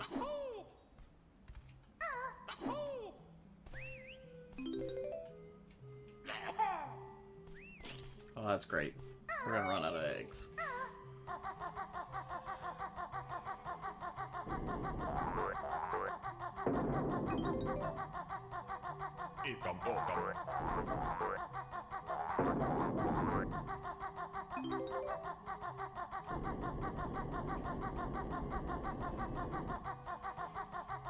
How did our egg supply get so low?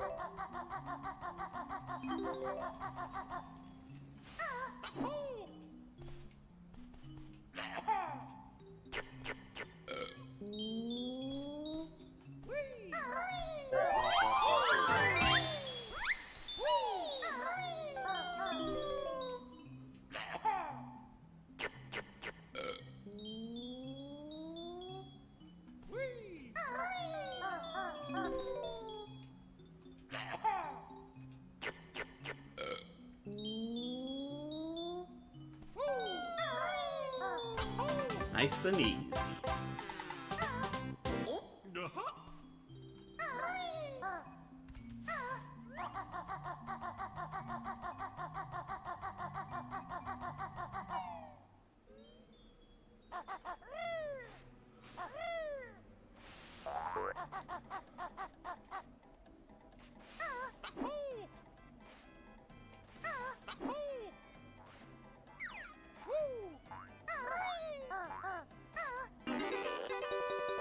We don't really need any more lives. We need to collect these notes.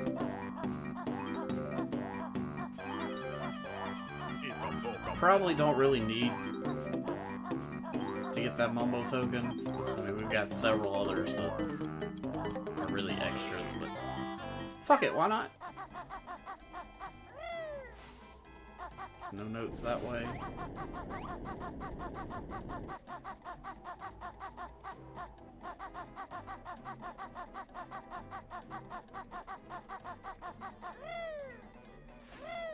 Come over here and learn the move.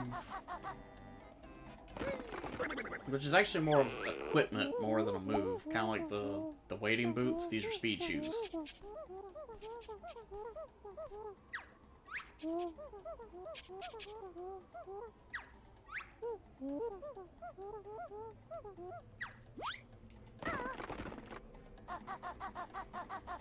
Alright, and with that,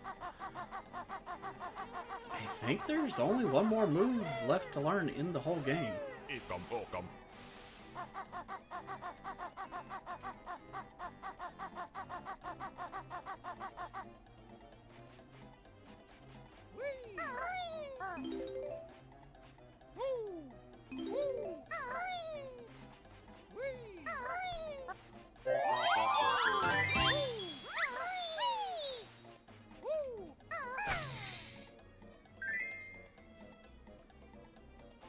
Luckily, that's not on a timer. That's just there now.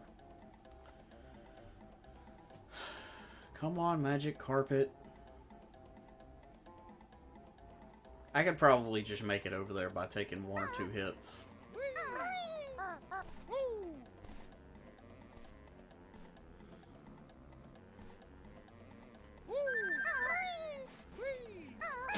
There you go, buddy.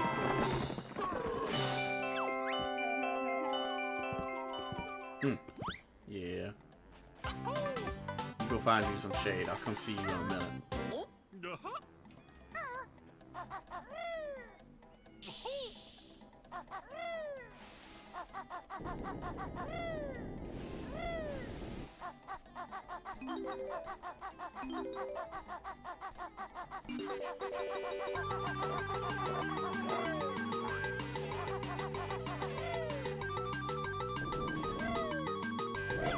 Oh, fucked it up.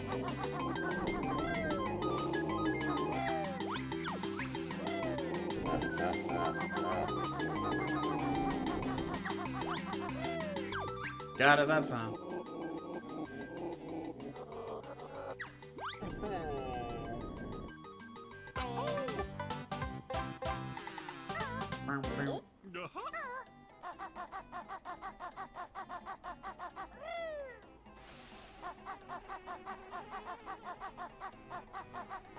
Alright, are there some wading boots around here? No? Do the speed boots let me run on the quicksand? Maybe they do. I know in Banjo-Kazooie you can run on water with them. Oh, there's the wading boots. Oh, you asshole!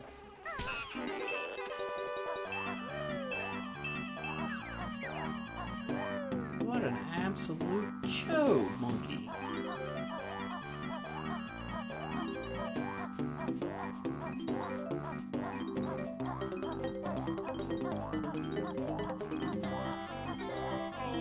Whatever. We can take the 1 hit for 1 note.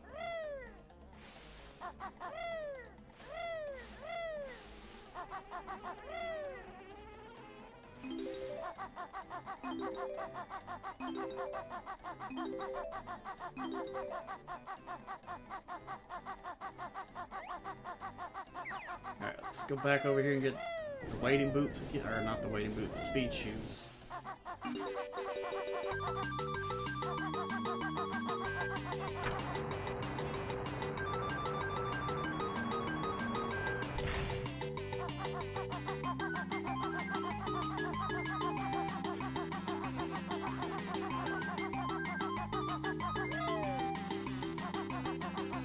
Don't worry about collecting stuff right now, because this timer is pretty tight. You only have 2 seconds to spare, even cutting corners like I was.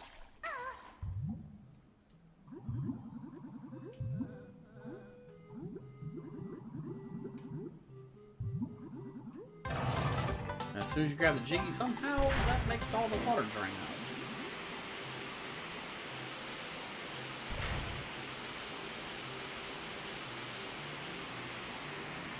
Which makes that part right there a little easier, but it also eliminates a flight pad that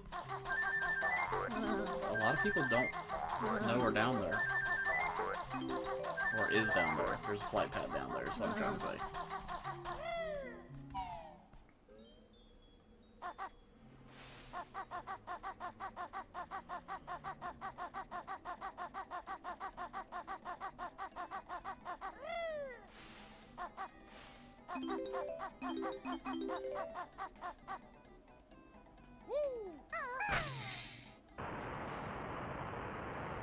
You can kind of cheese the timer on this one by back flipping off of the switch. Just go ahead and kill you, makes it a whole lot easier.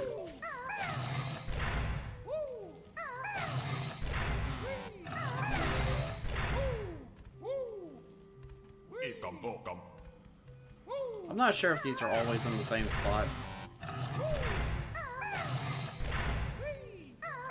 Or if it's random in every playthrough.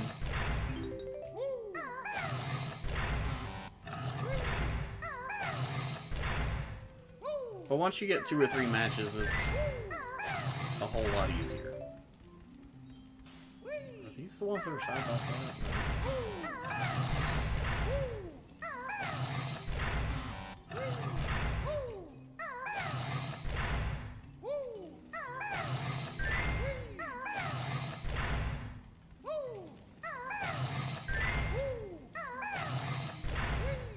Well, they are side by side.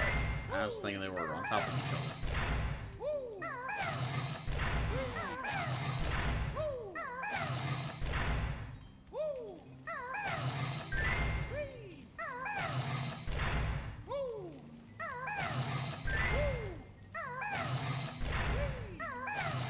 There we go.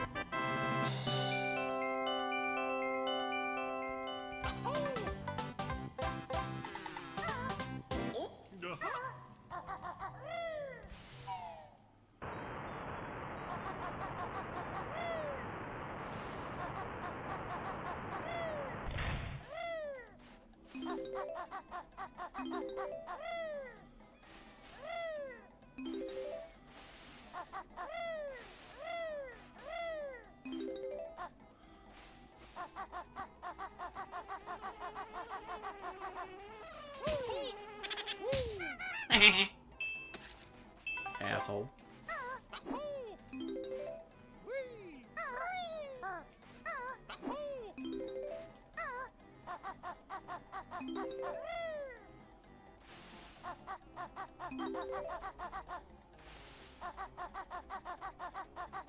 Yep, so you just got a brief glimpse of the flight pad down there, but now that it's underwater, you can't use it. But that's just there that if you fell down there before you fill it up with water, you have a way out.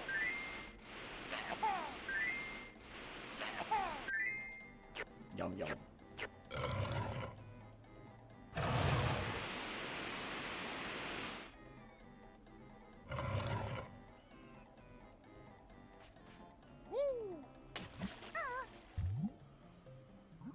Let's do a lap around here and get all this shit right quick.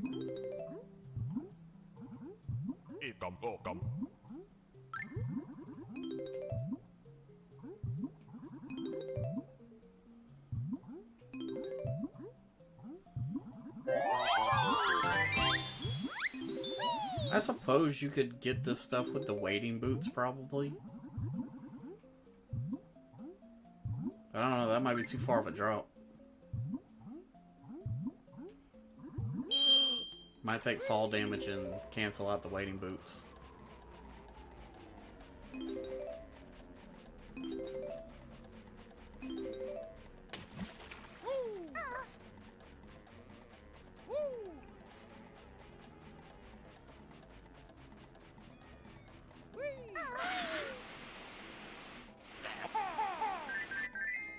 Nice.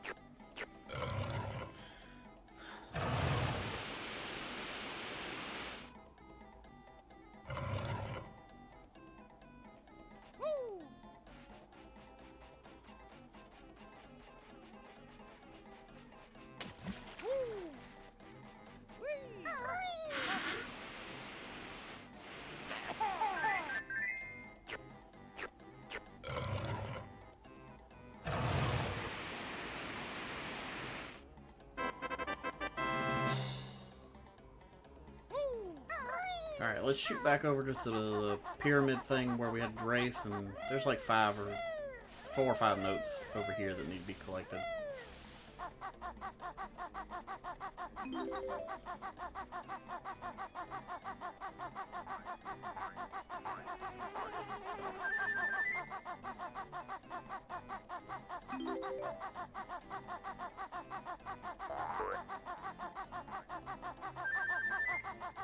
We really need like a good supply of eggs too.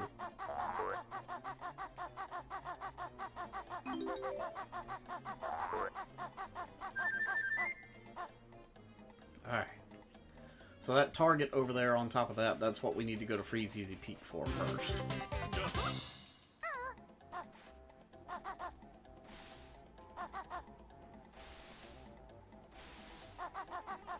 But before we finish off over here,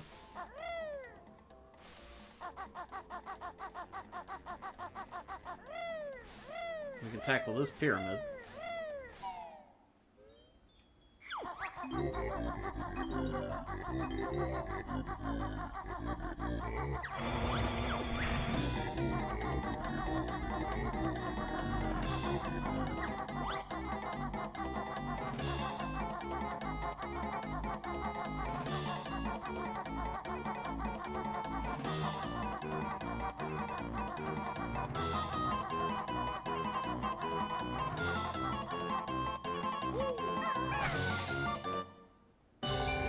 That's what I was trying to phase through and get earlier.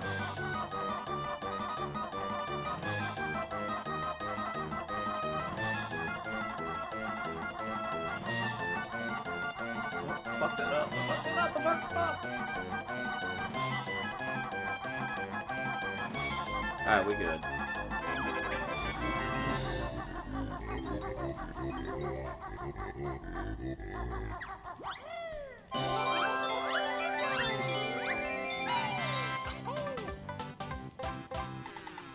Hell yeah.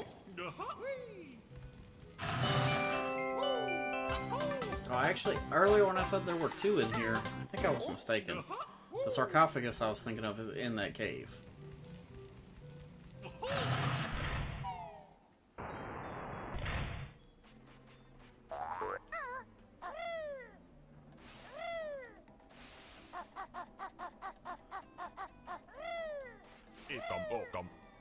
Alright. There's only a handful of things we can still do. Let's go back over here and visit Chunker, who has a new buddy. There, buddy. Spit it out.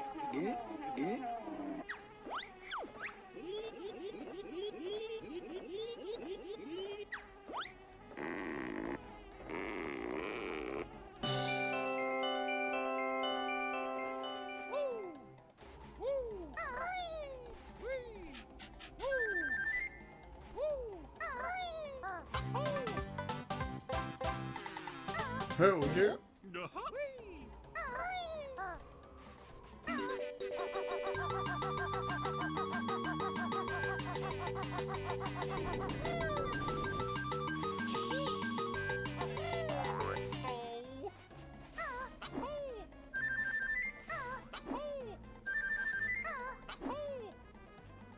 Come on.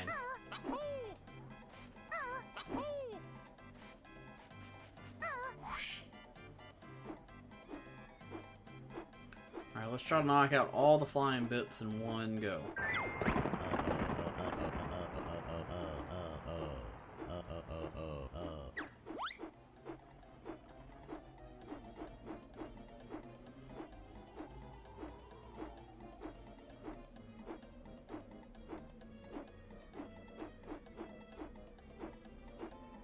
It's like a spiky vagina. Oh, I missed!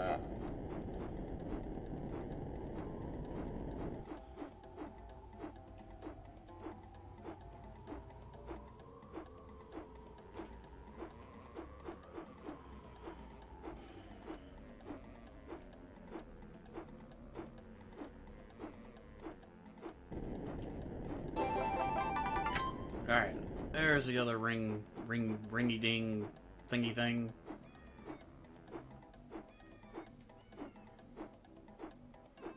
So unfortunately this is as fast as we can fly for the moment. The move that we get in Freeze Easy Peak is like a zoom. It wastes a feather, but you can travel a good bit faster.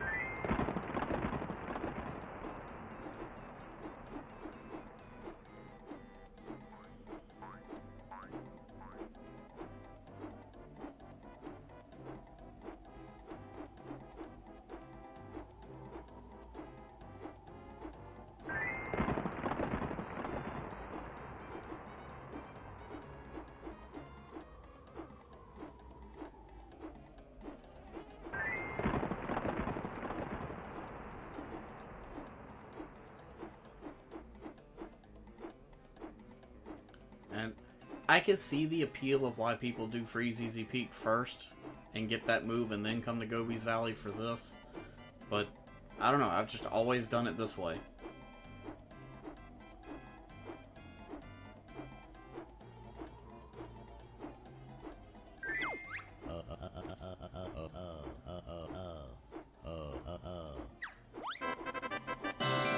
That's a dick move, man. That's a dick move.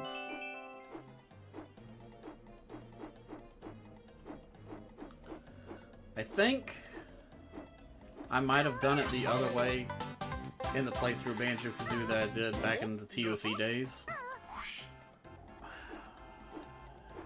But I can't honestly remember.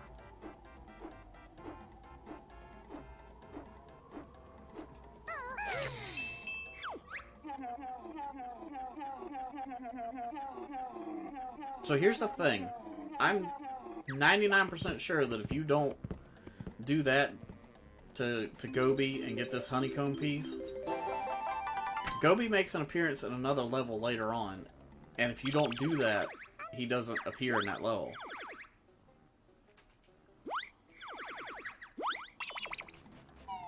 Alright, so I know the Jiggy we're missing, and I'm pretty sure the notes that we're missing are in the same area.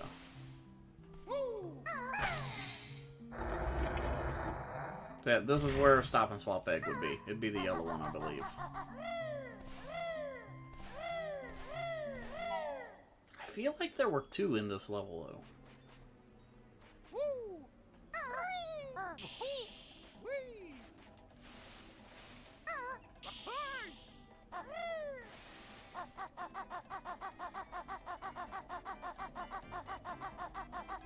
Maybe there's...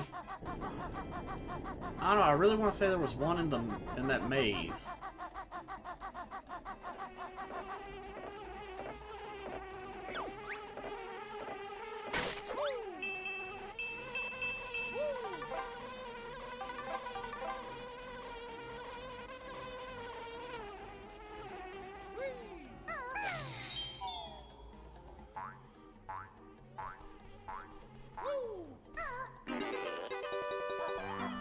Alright, so that was Gobi's Valley. I'm gonna head back once again to Bubblecloop Swamp and just kind of hang out outside of the entrance. So I think that's where I'm gonna end it for today.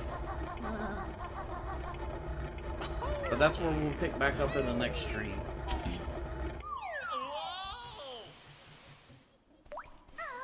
And we'll probably end up finishing Banjo-Kazooie in the next stream, and then I'll have to figure out what I'm playing after that.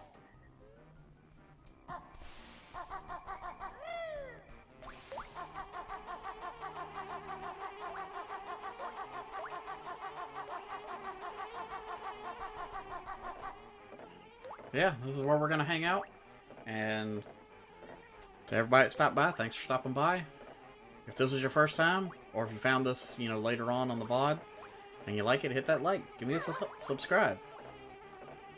All the things. Also, you know, check out the podcast.